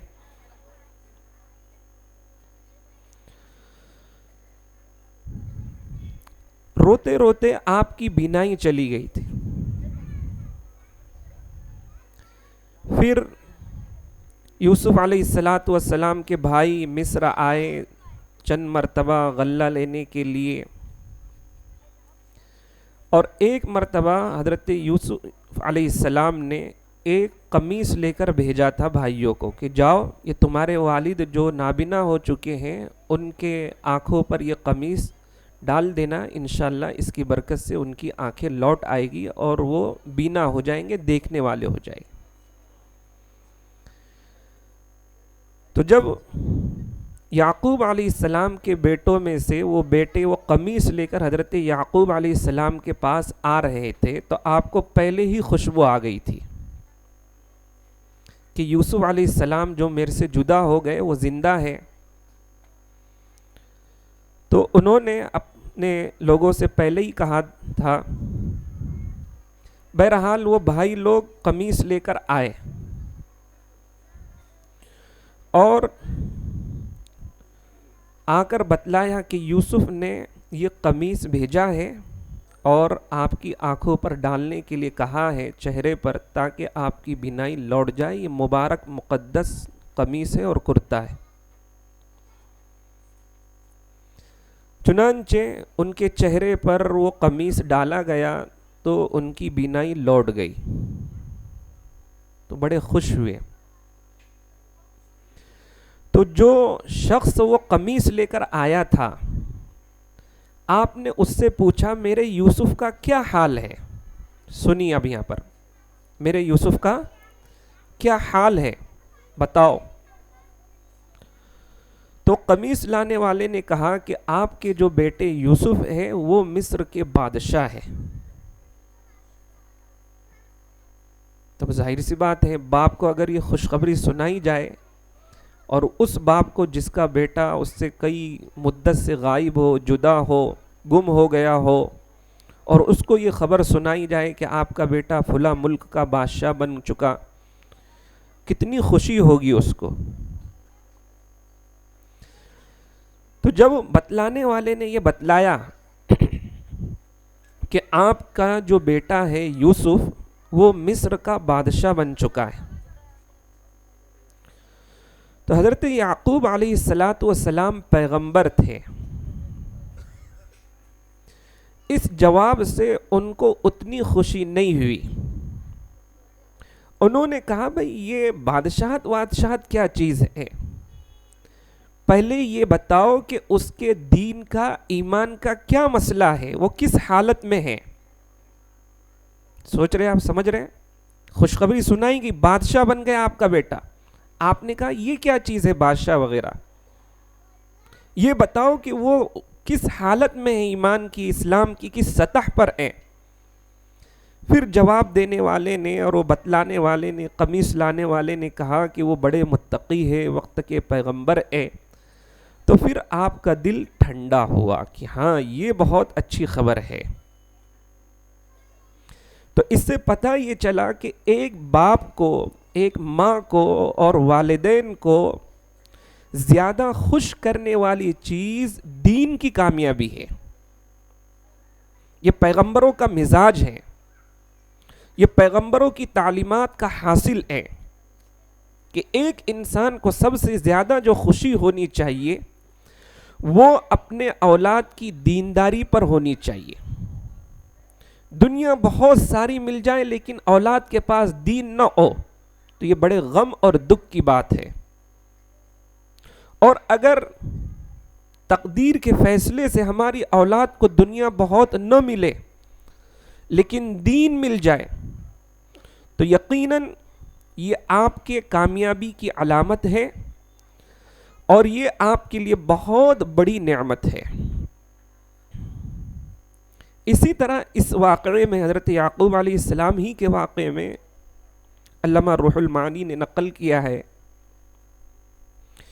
کہ جب یعقوب علیہ السلام آخری عمر میں پہنچے تو حضرت یوسف علیہ السلام نے اپنے بھائیوں سے کہا کہ اب آئندہ بار جب تم مصر آنا تو اپنے والد حضرت یعقوب کو یہاں لے آنا۔ تو پھر آخری عمر میں حضرت یعقوب علیہ السلام ملک شام سے آئے مصر میں۔ فلما دخلوا على يوسف آوى إليه أبويه وقال ادخلوا مصر إن شاء الله آمنين۔ تو اب یہ حضرت یوسف علیہ السلام بچپن میں ہی جدا ہو گئے تھے، اب اخیر عمر میں باپ اور بیٹے کی ملاقات ہوئی مصر کے اندر اس حالت میں کہ بیٹا مصر کا بادشاہ ہے اور وہ بھی وقت کے نبی حضرت یوسف علیہ السلام اور والد حضرت یعقوب علیہ السلام یہ بھی وقت کے نبی۔ اب جب ملاقات ہوئی، جہاں اور گفتگو ہوئی، وہیں پر حضرت یوسف علیہ السلام نے اپنے والد سے پوچھا، یعنی بیٹے نے اپنے والد سے کہا ابا جان میں آپ سے جدا ہو گیا تھا تو میرے جدائی پر آپ کو اتنا غم کیوں ہوا کہ آپ اتنا روئے کہ بینائی تک کی چلی گئی تھی۔ اگر ہماری دنیا میں ملاقات نہ ہوتی تو آخرت میں یقیناً ہم دونوں کی ملاقات ہونے والی تھی، پھر آپ اتنا روئے کیوں؟ سمجھ رہے؟ رونے کی وجہ کیا ہے؟ حضرت یوسف علیہ السلام نے پوچھا حضرت یعقوب علیہ السلام۔ جدا ہو گئے، کوئی بات نہیں، دنیا میں ملاقات نہ ہوتی لیکن آخرت میں تو ہماری ملاقات جنت میں ہونا طے تھی، آپ بھی نبی میں بھی نبی، جنت میں تو ہونے ہی والی تھی، آپ کا بھی یقین تھا، پھر آپ روئے کیوں؟ تو اب یہ بھی سمجھنے کی چیز ہے، جو جواب حضرت یعقوب علیہ السلام نے دیا اس سے پتہ یہ چلتا ہے کہ کیا تھا رونے کا اصل سبب۔ تو کہا کہ بیٹے ہمیں یقین تو تھا کہ ہماری جنت میں ملاقات ہوگی، یعنی جنت کا تو علم ہے، لیکن میں جو رویا وہ یہ سوچ کر روتا تھا کہ تم مجھ سے جدا ہو گئے، جدا ہونے کے بعد تمہارے دین کا کیا مسئلہ ہوگا، تمہارے ایمان کا کیا مسئلہ ہوگا، تم کدھر چلے گئے ہوگے، کدھر پھر رہے ہوگے اور کس مذہب پر عمل کر رہے ہوگے، اس کی فکر مجھ کو ستاتی تھی، اس لیے میں رویا کرتا تھا۔ تو رونے کا جو سبب تھا وہ صرف بیٹے کا جدا ہونا نہیں تھا، بلکہ بیٹے کے متعلق فکر تھی کہ یہ جدا ہو گیا، اب یہ کس دین پر باقی رہے گا، دین حق پر رہے گا یا کسی اور دین پر چلا جائے گا. تو کہا کہ یہ اس لیے میں رویا کرتا تھا. تو یہ دونوں چیزیں آپ نے سنی کہ انبیاء کی جو فکر ہوتی ہیں وہ دین ہوتی ہے، ایمان ہوتی ہیں، اسلام ہوتی ہیں، کہ ان کی اولاد پوری طور سے دین پر، اسلام پر قائم رہے. اچھا، انسان کی زندگی میں سب سے اہم وقت اس کی وفات کا ہوتا ہے. جب آدمی کو یہ سمجھ میں آ جاتا ہے کہ اب میری ایک عمر پوری ہو گئی، ہر آدمی سمجھتا ہے کہ اب اپنی عمر پوری، اب کبھی بھی اللہ کی طرف سے بلاوا آ سکتا ہے. تو ایسے وقت ایک باپ کی یہ فکر ہوتی ہے کہ میں نے اپنی زندگی میں جو بھی قیمتی چیزیں حاصل کی ہیں وہ ساری کی ساری اپنی اولاد میں منتقل کر دوں. اگر کوئی تاجر ہے تو وہ یہ چاہتا ہے کہ میں نے اپنی اولاد کے لیے ایک دکان کھولی، لیکن اب میں اپنی اولاد کو ایسی وصیت کروں کہ میرے مرنے کے بعد اس کاروبار کو باقی رکھنا، ایک ہے تو 2 کر لینا، 2 ہے تو 3 کر لینا. یہ فکریں ہوتی ہے. الغرض جو آدمی جس میدان میں ہوتا ہے وہ وفات سے پہلے یہ سوچتا ہے کہ میری اولاد میرے مرنے کے بعد اس فیلڈ میں، اس میدان میں مجھ سے بھی آگے چلے جائے. تو یعقوب علیہ السلام کی وفات کا وقت قریب آیا. تو آپ نے ایسے نازک وقت میں کہ جس میں آپ دنیا سے رخصت ہو رہے ہیں، اپنی اولاد سے رخصت ہونے کے قریب تھے اور اللہ سے ملنے جا رہے تھے، آپ نے اپنی اولاد سے پوچھا. کیا پوچھا؟ ما تعبدون من بعدی. ایک پیغمبر ہیں، ان کی وفات کا وقت قریب ہے، ان کی ساری اولاد ان کے پاس جمع ہیں، اور وہ پیغمبر اپنی وفات سے پہلے اپنی اولاد سے پوچھ رہے ما تعبدون من بعدی، کہ تم میرے بعد کس کی عبادت کرو گے. تو یہ اصل چیز ہے ہمارے لیے، یہ پیغام ہے کہ ہم بھی اپنے اولاد کے ساتھ جو زندگی گزار رہے ہیں، آپ یقیناً اپنی اولاد کے لیے اپنی زندگی میں اچھے مکان کا انتظام کیجئے، اس سے شریعت نہیں روکتی. آپ ان کے اچھے کھانے پہننے کا نظم کیجئے، شریعت آپ کو منع نہیں کرتی. ان کو دنیا کی اعلیٰ سے اعلیٰ ڈگریاں آپ دلائیے، شریعت منع نہیں کرتی. لیکن سب سے زیادہ اہم چیز آپ کی اور ہماری آنکھ بند ہونے سے پہلے جو ہم کو اپنی اولاد کے متعلق سوچنی ہے، اپنے اولاد کے متعلق جس کے ہمیں فکر لینی ہے، وہ یہ فکر لینی ہے جو حضرت یعقوب علیہ السلام نے ہمارے سامنے پیش کی. ما تعبدون من بعدی، کہ اے میرے اولاد، اے میرے بیٹوں، میں اس دنیا سے چلا جاؤں گا تو میرے چلے جانے کے بعد کھانے پینے کا بہت زیادہ مسئلہ نہیں، رہنے سہنے کا بہت زیادہ مسئلہ نہیں، عیش و عشرت کا بہت زیادہ مسئلہ نہیں. یہ بتاؤ سب سے بڑا مسئلہ یہ ہے کہ تم میرے بعد کس کی عبادت کرو گے. یہ فکر ہم کو ہونی چاہیے. اس کا نظم کر کر ہم اور آپ کو قبر میں جانا چاہیے.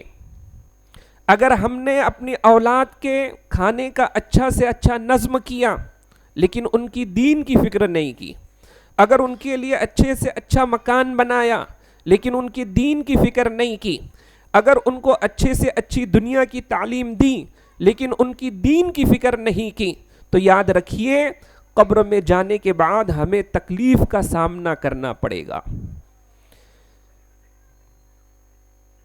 تو ہم دنیا میں زندگی جیتے ہیں، گزارتے ہیں تاکہ ہماری اولاد سہولت سے رہے، آسانی سے رہے، آرام سے رہے، چین سے رہے، سکون سے رہے. لیکن ساتھ ہی ساتھ آپ کو یہ بھی فکر کرنی چاہیے کہ یہ چین سے رہے اور میں بھی قبر میں چین سے رہوں، تو وہ کیا چیز ہے؟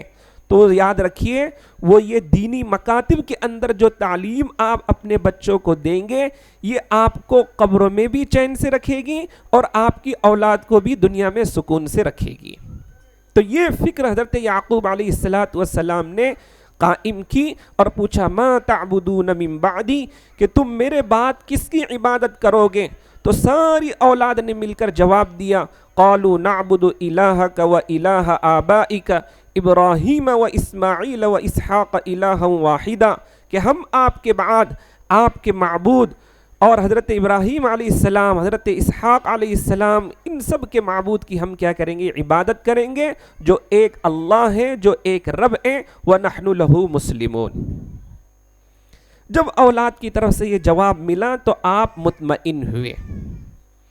تو اس لیے یاد رکھیے یہ جو زمانہ ہے جو حالات ہمارے اس ملک کے اور پوری دنیا کے جو بن رہے ہیں بڑی تیزی سے کفر اور شرک پھیلتا جا رہا ہے. آئے دن خبریں آپ پڑھ رہے ہیں سن رہے ہیں محلوں میں گلیوں میں شہروں میں دیہاتوں میں کہ ارتداد بڑی تیزی سے پھیل رہا ہے. بہت سارے ہمارے مسلمان بچیاں اسلام کو چھوڑ کر غیر مذہب کے اندر کیا ہو رہی ہے؟ داخل ہو رہی ہے کنورٹ ہو رہی ہے. کیوں؟ اس کے بہت سارے اسباب ہیں.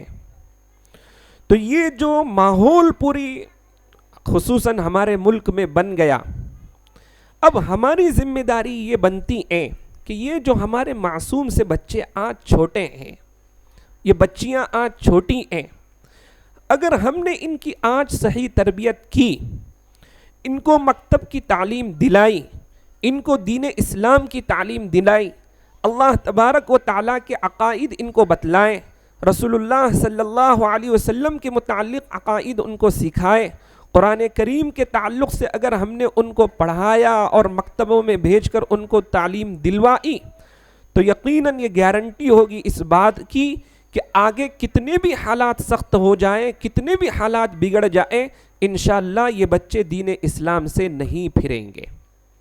اور اگر آج ہم نے غفلت کی اگر آج ہم نے بچوں کی صحیح تربیت نہیں کی ان کو مکتب کے اندر داخل نہیں کرایا مدارس کے اندر داخل نہیں کرایا ان کی دینی تعلیم کی اگر فکر نہیں کی تو بڑی خطرناک بات ہے کہ کفر اور شرک کی جو ہوائیں چل رہی ہیں کہیں ایسا نہ ہو کہ اس ہوا کے اندر ہمارے یہ معصوم بھی کیا ہو جائے بہل جائے اور اس طرف چلے جائیں. اس لیے آج ہم تمام کی ذمہ داری بہت بڑھ چکی ہے کہ اگر ہم ہماری ان نسلوں کو ایمان پر اور اسلام پر باقی رکھنا چاہتے ہیں تو ہمیں بہت زیادہ ان کی فکر کرنی پڑے گی کہ ایمان و اسلام وہ چیز ہے کہ جان بھی اگر چلی جاتی ہیں تو جان تو ہم دے سکتے لیکن ایمان اور اسلام کا سودا ہم کسی بھی صورت میں نہیں کر سکتے. ہمارے بچوں کے دلوں میں ان کے سینوں میں ہم کو ایمان کی قدر و قیمت بٹھانی پڑے گی اسلام کی قدر و قیمت ان کے دل و دماغ میں ہمیں جمانی پڑے گی اللہ کا تعارف ان کے ذہنوں میں ہمیں ڈالنا پڑے گا رسول اللہ صلی اللہ علیہ وسلم کی محبت ان کو سمجھانی پڑے گی تب ہی جا کر یہ دین اسلام کے اوپر باقی رہیں گے. اس لیے ان کی فکر کیجئے مکاتب سے ان کو وابستہ کیجئے اور ان مکاتب کا احسان سمجھیے کہ یہ ہمارے بچوں کے دین اور ایمان اور نسلوں کی حفاظت کا ذریعہ ہے. آپ کو معلوم نہیں یہ مکاتب کس وقت قائم کیے گئے یہ مکاتب کا جال ہمارے ہندوستان میں کیوں بچھایا گیا اور یہ رواج کیسے پڑا مکاتب کا. آپ کو معلوم ہونا چاہیے جس وقت ہندوستان آزاد ہوا انگریز یہاں سے چلا گیا لیکن انگریز نے ایک دعویٰ کر گیا تھا کہ ہم ہندوستان کے اندر ایک ایسی تعلیم چھوڑ کر جا رہے ہیں اسکول اور کالج کا ایسا نظام چھوڑ کر جا رہے ہیں جس اسکول اور کالج کو پڑھ کر یہ ہندوستانی نام کا ہندوستانی ہوگا لیکن اندر سے عیسائی ہوگا. جب انگریز نے یہ ہندوستان سے جاتے وقت یہ دعویٰ کیا تھا اس وقت ہمارے علماء نے بیٹھ کر یہ بات طے کی کہ یہ انگریز یہ دعویٰ کر رہا ہے کہ میں ایک ایسی تعلیم چھوڑ کر جا رہا ہوں جو ہندوستان کو کہ شخص کو اور ہندوستانی کو نام کا ہندوستانی باقی رکھے گی، اندر سے یہ عیسائی ہوگا، یہ یعنی ہمارے پورے ملک کو عیسائی بنانا چاہ رہے ہیں۔ تو اب ہمیں کیا کرنا چاہیے کہ جس کی وجہ سے ہماری یہ نسل ایمان کے اوپر برقرار رہے؟ تو اس وقت ہمارے علماء نے اور ہمارے بڑوں نے مل کر مشورہ کیا اور اللہ نے ان کے ذہنوں میں یہ ترتیب ڈالی اور پھر یہ نظام مکاتب کا شروع ہوا۔ تو یہ جو مکاتب کا نظام ہے یہ اسلام کو باقی رکھنے کا ذریعہ ہے، یہ نسلوں کو ایمان پر باقی رکھنے کا اور محفوظ رکھنے کا ذریعہ ہے۔ اس مکاتب کے ذریعے، ان مدارس کے ذریعے سے نسلوں کا ایمان باقی رہتا ہے، نسلوں کا ایمان محفوظ رہتا ہے۔ اور یاد رکھیے، حالات کتنے بھی سخت آ جائے، کتنی بھی آندیاں چلے حالات کی، کتنے بھی تھپڑے آ جائیں، لیکن ہم کو سخت سے سخت حالات کے اندر ایمان کے اوپر جمنا ہے، اسلام کے اوپر جمنا ہے، اور اولاد کی ایسی تربیت کرنی ہے کہ کتنے بھی سخت حالات آ جائیں، دشمن ہمارے لیے کتنی بھی اسکیمیں اور ترتیبیں بنا لے، لیکن ہم اسلام کا اور ایمان کا سودا کسی بھی صورت میں نہیں کریں گے۔ اور یاد رکھو، جب آپ نے ایمان لایا ہے، آپ اہل ایمان ہیں، اہل اسلام ہیں، اللہ کو رب مانتے ہیں، رسول اللہ صلی اللہ علیہ وسلم کو آخری نبی مانتے ہیں، قرآن کو اللہ کی کتاب آپ تسلیم کرتے ہیں، تو حالات ہم پر اور آپ پر آئیں گے۔ قرآن میں خود اللہ تعالیٰ کہتے ہیں، ام حسبتم ان تدخلوا الجنة ولما يأتكم مثل الذين خلوا من قبلكم مستهم البأساء والضراء وزلزلوا حتى يقول الرسول والذين آمنوا معه متى نصر الله۔ کیا تم ایمان والوں کا یہ گمان ہے کہ تم بس ایسے ہی جنت کے اندر داخل ہو جاؤ گے؟ تمہارے پاس پچھلے لوگوں کے حالات پیش نہیں آئیں گے؟ یقیناً تمہارے ساتھ حالات پیش آئیں گے جیسے پچھلے لوگوں کے ساتھ حالات پیش آئیں۔ ان کو سخت مصیبتوں نے گھیرا، سخت لڑائیاں ان کو پیش آئیں، سخت مصیبتیں اور بلائیں ان کے اوپر ڈالی گئیں، پچھلی امتوں کو جھنجھوڑا گیا، اتنے سخت حالات میں آئیں کہ وقت کے نبی اور پچھلی امتوں کے انبیاء پکار اٹھے ان حالات کی سختیوں کو دیکھ کر، متی نصر اللہ، کہ اللہ کی مدد کب آئیں گی؟ لیکن اللہ فرماتے ہیں، الا ان نصر اللہ قریب، کہ یاد رکھو حالات جب بھی آتے ہیں اللہ تبارک و تعالیٰ لاتے ہیں، اہل ایمان کو آزمانے کے لیے لاتے ہیں، ایمان والوں پر حالات ضرور آتے ہیں، پچھلی امتوں پر بھی آئیں، اس امت پر بھی آئیں، سخت سے سخت حالات آئیں گے، امت کے انبیاء پکار اٹھیں، نصر اللہ، اللہ کی مدد کب آئے گی؟ آج ہم پر بھی حالات ہیں، ملک کے الگ الگ علاقوں میں مسلمان حالات کا شکار ہیں، ہر جگہ مسلمان یہ کہہ رہے ہیں اللہ کی مدد کب آئے گی، لیکن اللہ کی مدد سے مایوس نہ ہوئیے، نا امید مت ہوئیے۔ قرآن کا اعلان ہے، الا ان نصر اللہ قریب، حالات کے بعد اللہ کی مدد قریب ہوتی ہیں، لیکن حالات ضرور آتے ہیں۔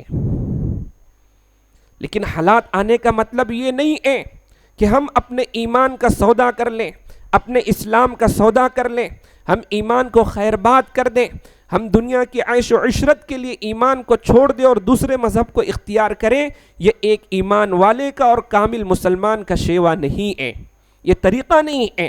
حالات کا مقابلہ کرنا ہوتا ہے، حالات میں جمنا ہوتا ہے، اس لیے حالات میں جمیے۔ پچھلی امتوں کا ایک واقعہ مولانا رومی رحمۃ اللہ علیہ نے ذکر کیا کہ ایک ظالم کافر بادشاہ تھا، اس کی حکومت میں بہت سارے مسلمان رہتے تھے۔ اس نے اپنی حکومت کے تمام مسلمانوں کو، ایک علاقے کے مسلمانوں کو ایک میدان میں جمع کیا۔ جمع کرنے کے بعد ایک طرف اس نے آگ سلگائی، آگ جلائی، بڑی آگ، اور ایک طرف اس نے بت کو رکھا، اور مسلمانوں کا جو مجمع تھا اس مجمع میں سارے لوگ شریک تھے، عورتیں تھیں، مرد تھے، بچے تھے، جوان، بوڑھے، اہل ایمان اس وقت کے سارے موجود تھے۔ اس مجمع میں ایک عورت تھی، اس عورت کی گود میں ایک معصوم سا بچہ تھا۔ گود میں جو بچہ ہوتا ہے کتنا چھوٹا ہوتا ہے، وہ بولنا بھی نہیں سمجھتا۔ بادشاہ نے سب سے پہلے اس عورت کو مخاطب کرتے ہوئے کہا کہ دیکھو یہ اس طرف آگ جل رہی ہے اور اس طرف یہ بت رکھا ہوا ہے، ہمارا حکم ہے کہ تم اس بت کو سجدہ کرو، اپنے رب کی عبادت کو چھوڑو اور اس بت کے سامنے سجدہ کرو، اور یاد رکھو اگر تم نے سجدہ نہیں کیا اس بت کو تو ہم تمہاری گود سے تمہارے بچے کو چھین کر آگ میں ڈال دیں گے۔ کتنی سخت آزمائش تھی اس ماں کی، کتنی سخت حالت میں وہ گرفتار ہو گئی۔ بتاؤ ایسی حالت ہم پر آپ پر ابھی آئی؟ اللہ کرے ہم پر اس طرح کی سخت آزمائش نہ لائیں، اس لیے کہ ہم آزمائش کے قابل نہیں ہیں۔ لیکن جب ایمان اندر کامل ہوتا ہے، دل میں جمع ہوا ہوتا ہے، تو آدمی جان کا سودا کرتا ہے لیکن ایمان نہیں چھوڑ سکتا۔ اب وہ ماں اتنی سخت حالات میں گر گئی لیکن اندر سے ایمان کامل تھا۔ اس ماں نے کہا، اس عورت نے کہا کہ میں اس بت کو ہرگز سجدہ نہیں کرتی، ہم اللہ ہی کی عبادت کرتے ہیں، اللہ ہی کے سامنے سر جھکاتے ہیں، ایاک نعبد و ایاک نستعین، کہ ہم اللہ ہی کی عبادت کرتے ہیں اور اللہ ہی سے مدد مانگتے ہیں۔ لہذا جب اس عورت نے بت کو سجدہ کرنے سے انکار کر دیا، اس ظالم بادشاہ نے اس بچے کو اس عورت کی گود سے لے کر آگ کے اندر ڈال دیا۔ پھر کہا کہ دیکھو ابھی بھی تمہارے پاس وقت ہے، تم اس بت کو سجدہ کرو، تمہاری جان بچ جائے گی۔ بیٹے کی جان تو چلی گئی لیکن اب تمہاری جان کا مسئلہ ہے، اگر سجدہ کرو گے تم کو چھوڑ دیں گے ورنہ پھر تم کو بھی اس آگ کے اندر ڈال دیں گے۔ کیا حالت ہوگی اس ماں کی، کیا اس کے دل پر گزر رہا ہوگا کہ خود اس کے سامنے اس کے لختے جگر کو، اس کے جگر کے پارے کو، اس کے بیٹے کو آگ کے اندر ڈالا گیا، اس کے دل پر کیا کیفیت گزر رہی ہوگی۔ آج ہماری مسلم بچیاں چند پیسوں کی خاطر، دنیا کی عیش و عشرت کی خاطر اس طرف چلی جا رہی ہیں۔ ان کو یہ واقعات سناؤ کہ دین کیا کیسی چیز ہے، کئی دین کا سودا کیا جاتا ہے، کئی ایمان بیچا جاتا ہے، کسی بھی چیز میں غلط محبت ہو یا کوئی بھی اسباب ہو۔ وہ ماں تھی، اس نے پھر دوبارہ سجدے سے انکار کیا کہ میں سجدہ نہیں کر سکتی۔ اب بادشاہ نے کہا کہ تجھ کو آگ میں ڈالا جائے گا۔ اب وہ ماں بڑی پریشان تھی،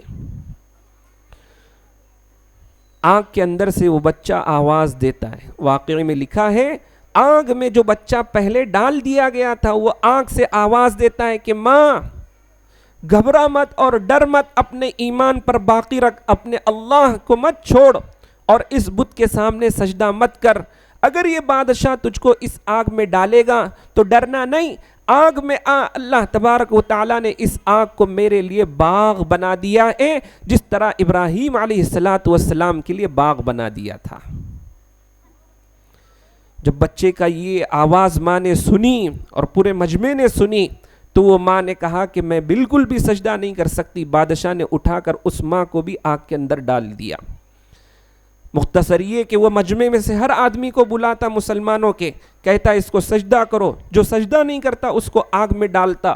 پورا مجمع آگ میں چلا گیا لیکن ایک نے بھی اس بت کو سجدہ نہیں کیا۔ کتنے سخت حالات آئے۔ آگ میں جانا کوئی آسان بات ہے لیکن انہوں نے اپنے ایمان کا سودا نہیں کیا۔ پورے کے پوری مسلمان قوم آگ کے اندر جانا تو برداشت کر لیا لیکن اس بت کے سامنے انہوں نے سجدہ کرنا برداشت نہیں کیا۔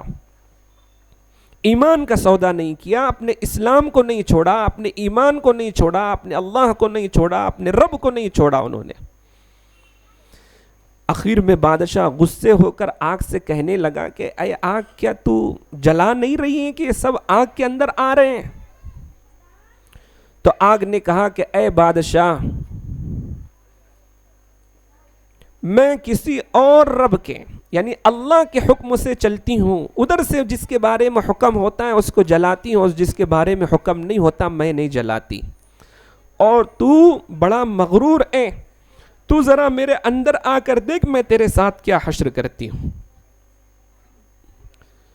تو آپ نے سنا اس واقعے کے اندر کہ پچھلی امتوں میں ایسے سخت حالات آئے، اور آج بھی دشمن نے ہمارے اوپر اسی قسم کے حالات لائے۔ یہ پرانا سبق ہے، یہ پرانے لوگوں کے واقعات ہیں، اور دشمن آج وہی واقعات ہم مسلمانوں کے اوپر دہرا رہا ہے کہ ظلم کر رہا ہے اس لیے کہ ہم اپنے دین کو چھوڑ دیں، ہم اپنے اسلام کو چھوڑ دیں، ہم اللہ کو چھوڑ دیں۔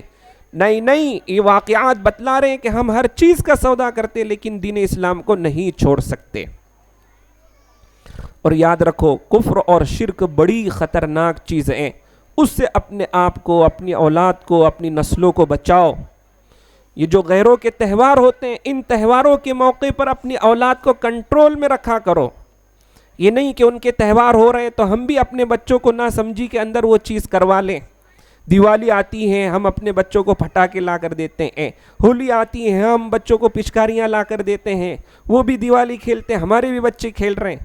نہیں، ہم مسلمان ہیں، ہمارے مذہب میں بالکل گنجائش نہیں ہے کہ ہم ان کے تہواروں جیسی شرکت کریں، ان کے تہوار جیسا ہم تہوار منائیں، بالکل اس کی اجازت نہیں ہماری شریعت میں، چاہے بچہ چھوٹا ہو۔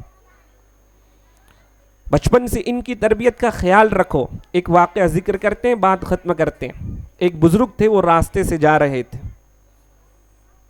ہولی کا دن تھا، چلتے چلتے وہ بزرگ نے دیکھا کہ سب لوگ ہولی کھیل رہے ہیں، دوسرے لوگ تو یہ اپنے کام سے جا رہے تھے بزرگ راستے سے، تو انہیں نے ہولی کے دن دیکھا ایک گدھے کو، تو ان کے دل میں خیال آیا اور انہوں نے گدھے سے مخاطب ہو کر کہا، ارے بھائی آج ہولی کا دن ہے، تم کو کسی نے رنگا نہیں؟ سب رنگ کھیل رہے تھے۔ تو اب یہ بزرگ بھی راستے سے جا رہے تھے، انہوں نے گدھے کو دیکھا تو اس کے اوپر کوئی رنگ ونگ تھا نہیں، تو ان کے دل میں بات آئی، تو انہوں نے گدھے سے، اپن جاتے جاتے اپنے دل میں آتی نا باتیں، تو ایسے ان کے دل میں بات آئی اور انہوں نے گدھے سے کہا کہ آج تو ہولی کا دن ہے، تجھ کو کسی نے رنگا نہیں؟ تو وہ بزرگ پان کھاتے تھے، حضرت تھانوی رحمۃ اللہ علیہ نے واقعہ نقل کیا، وہ بزرگ پان کھاتے تھے، وہ پان کھا رہے تھے، تو انہوں نے کہا کہ اچھا آج ہولی کا دن ہے، تجھ کو کسی نے رنگا نہیں، آ میں تیرے کو رنگ دیتا، اور ایک پان کی پچکاری اس کے اوپر ڈال دی، گدھے کے اوپر۔ کس نیت سے ڈالی؟ ہولی کا دن تھا، تیرے کو کسی نے رنگا نہیں، میں تیرے کو رنگ دیتا ہوں۔ اب ان کو بھی لگا کوئی بات نہیں ہوئی، خالی میں نے پچکاری ڈالی، کیا کیا؟ کچھ نہیں کیا۔ ہم بھی سمجھتے کیا ہوا، بچے نے شوق میں پھوڑ دیا پٹاخے، پچکاریاں مار دیا، ادھر ادھر رنگ کھیل لیے۔ تو بزرگ کو بھی اس وقت اپنی غلطی کا احساس نہیں ہوا۔ ایک مدت کے بعد ان کا انتقال ہوا۔ انتقال کے کافی عرصے کے بعد ایک شخص نے انہیں خواب میں دیکھا اور کہا کہ بھائی کیا بات ہے، اللہ تعالیٰ نے آپ کے ساتھ کیا معاملہ کیا؟ تو بزرگ نے فرمایا کہ جس وقت سے میرا انتقال ہوا ہے آج تک مجھ کو عذاب قبر ہو رہا ہے۔ تو خواب والا کو تعجب ہوا کہ آپ تو بڑے اللہ والے تھے، نیک شخص تھے، آپ کو عذاب قبر کس وجہ سے ہو رہا ہے؟ کہا کہ بھئی کوئی گناہ نہیں تھا، صرف ایک گناہ تھا کہ ہولی کے دن میں نے گدھے کے اوپر پان کی پچکاری ہولی کی نیت سے ڈال دی تھی، اللہ تبارک و تعالیٰ نے میرے اس عمل کے اوپر میری پکڑ کر لی، اور جب سے مرا ہوں آج تک عذاب قبر ہو رہا ہے۔ تو بتائیے جب ایک پچکاری پر بندہ قبر کے عذاب میں مبتلا ہو سکتا ہے، تو ہم ہر دیوالی کے اوپر پٹاخے، ہولیوں پر یہ چیزیں لا کر اپنے بچے کو دیتے ہیں، اور اب یہ فرق نہیں ہوتا کہ یہ مسلم محلہ ہے کہ کوئی اور محلہ ہے، حقیقت ہے کہ نہیں ہے؟ تو پھر آپ ہی سوچئے کہ جب اس طرح کی کفر اور شرک کی چیزیں خود ہم اپنی نگرانی میں اپنے اولاد سے کرائیں گے، تو ان کے فیوچر میں اور مستقبل میں جب ہماری آنکھیں بند ہو جائے گی تو یہ ہماری نسلیں کیسے ایمان پر باقی رہے گی؟ تو اس لیے بہت زیادہ فکر کرنے کی ضرورت ہے اپنی اولاد کے تعلق سے. آپ متفکر ہوئیے ان کے ایمان کی، اسلام کی سب سے زیادہ آپ کیا کیجئے، فکر کیجئے. مکاتب سے، مدارس سے، دینی خانقاہوں سے اور دینی چیزوں سے ان کو جوڑیے. انشاءاللہ یہ چیزیں ان کی ایمان کی اور نسل کی یہ ایمان اور اسلام کی حفاظت کا ذریعہ بنے گی. اور اگر آج آپ نے غفلت کی، ان کو دین کی تعلیم نہیں دلائی، تو بڑی خسارے کی بات ہوگی ہمارے لیے بھی اور ہماری اس اولاد کے لیے بھی. اور ان کے 3 حقوق ہے، اس کو پورا کیجئے. ان کے اچھے نام رکھیے. اچھے نام کا مطلب اسلامی نام، لیٹسٹ نام نہیں. آج لوگ آتے ذرا اچھا لیٹسٹ نام دکھاؤ مولانا، نہیں، اسلامی نام رکھیے. یہ ایک ان کا حق ہے اولاد کا. دوسرا حق یہ ہے کہ ان کو دینی تعلیم دلائیے. اور تیسرا حق یہ ہے کہ اچھی جگہ ان کا رشتہ اور نکاح کیجئے. اللہ تبارک و تعالیٰ سے دعا کریں کہ اللہ تبارک و تعالیٰ آج کے اس ہونے والے ہمارے اجلاس کو، ہمارے اس مل بیٹھنے کو قبول فرمائے. بچوں نے جو پروگرام پیش کیا ماشاءاللہ بہت اچھا پروگرام تھا. ان کے اساتذہ نے ان کے پیچھے جو محنت کی، اللہ تبارک و تعالیٰ اس محنت کو قبول فرمائے. اور آج مکتب میں 70 بچے ہیں. آپ ایڈمیشن کرائیں رمضان کے بعد. اور آج 70 ہے تو انشاءاللہ جب دوسرا جلسہ ہو تو 170 بچے ہونے چاہیے. بہت بڑا محلہ ہے مسلمانوں کا. ہر گھر میں بھی مکتب قائم ہو تو کم ہے. گلی گلی اسکول بن چکے ہیں، ہر جگہ ہیں. اسکولوں میں پڑھنے والوں کی تعداد زیادہ ہے، مکتب میں پڑھنے والوں کی تعداد کم ہے. اس لیے فکر کیجئے. اللہ تبارک و تعالی ہمارے اس کہنے سننے کو قبول فرمائے اور ہم سب کو عمل کرنے کی توفیق عطا فرمائے. وآخر دعوانا الحمدللہ. جزاک اللہ خیر و احسن الجزا. اب دعا سے پہلے ہم ان بچوں کو انعام دیں گے جنہوں نے امتحان میں ٹاپ کیا ہے.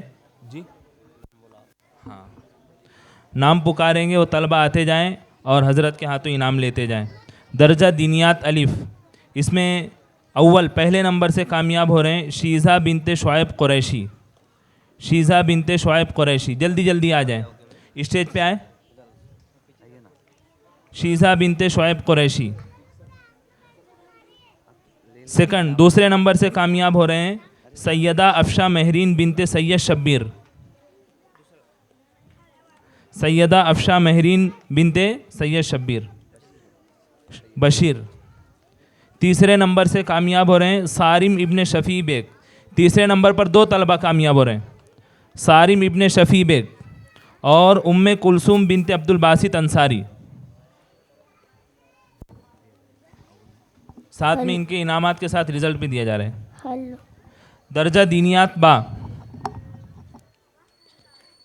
اس میں اول نمبر سے کامیاب ہو رہے ہیں ابو طلحہ ابن خضر صدیقی. ابو طلحہ ابن خضر صدیقی.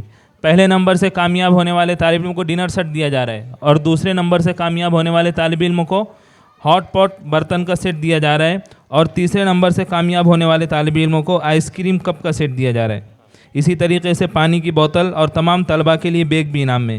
دوسرے نمبر سے کامیاب ہو رہے ہیں صالحہ بنت عبد الوحید انصاری. تیسرے نمبر سے کامیاب ہو رہے ہیں اشمیرہ بنت ظفر پٹھان.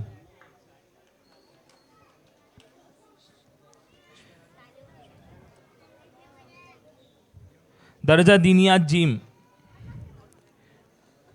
اس میں پہلے نمبر سے کامیاب ہو رہے ہیں عیان سرفراز شیخ. دوسرے نمبر سے کامیاب ہو رہے ہیں سید نعمان ابن سید ناظم. جلدی جلدی آ جاؤ. ناظر، سید نعمان ابن سید ناظر. تیسرے نمبر سے کامیاب ہو رہے ہیں ماہرہ بنت جنید احمد خان. ماہرہ بنت جنید احمد خان. یہ دوسرا نعمان. درجہ دینیات دال، اس میں اول نمبر سے کامیاب ہو رہے ہیں سید ابراہیم سید منیر. سید ابراہیم سید منیر. دوسرے نمبر سے کامیاب ہو رہے ہیں سید ابان ابن محمد کامران سید کامران.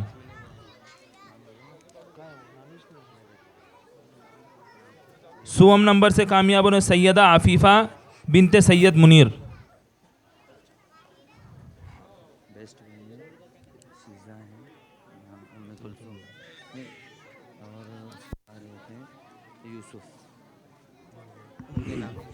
ایک اور انعام مکتب کی طرف سے ان بچوں کے لیے جو بیسٹ بوائے بول کر مکتب کی جانب سے دیا جا رہا ہے.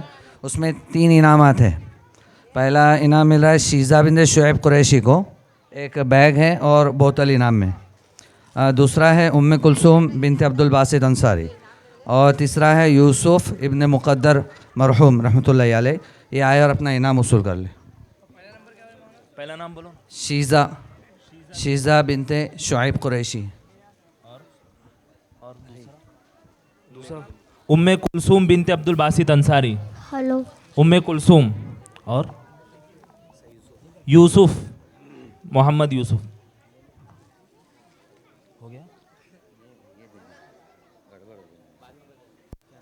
اب بقیہ طلبہ کے لیے بیگ انعام میں دیے جائیں گے، اور بہت دوسرا بھی انعام ہے جو آپ کو بعد میں آپ کے مکتب میں دے دیا جائے گا. اب آپ کے مکتب کے ذمہ دار آپ کے سامنے کلمات تشکر پیش کریں گے. نحمدہ و نصلی علی رسولہ الکریم، اما بعد.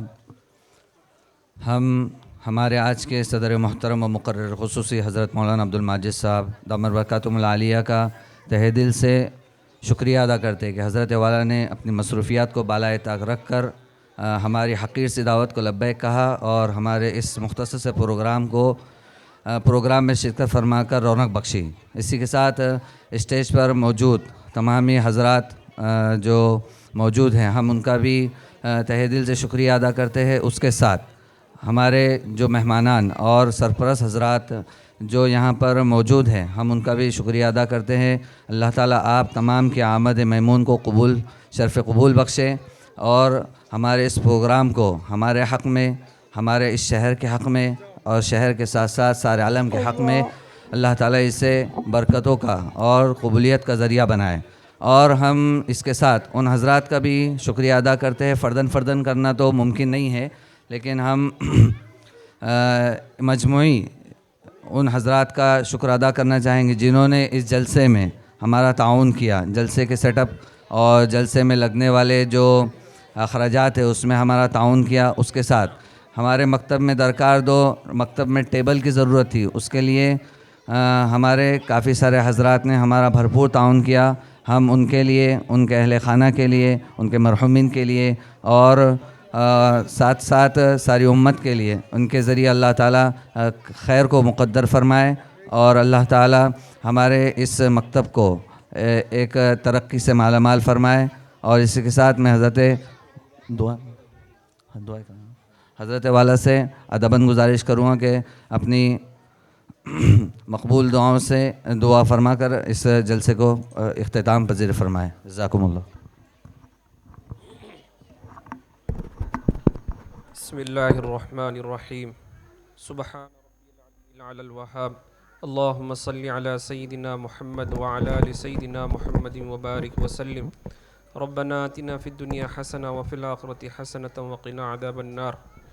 اے کریم آقا، ہمارے گناہوں کو معاف فرما، خطاؤں کو معاف فرما، نقشوں کو معاف فرما.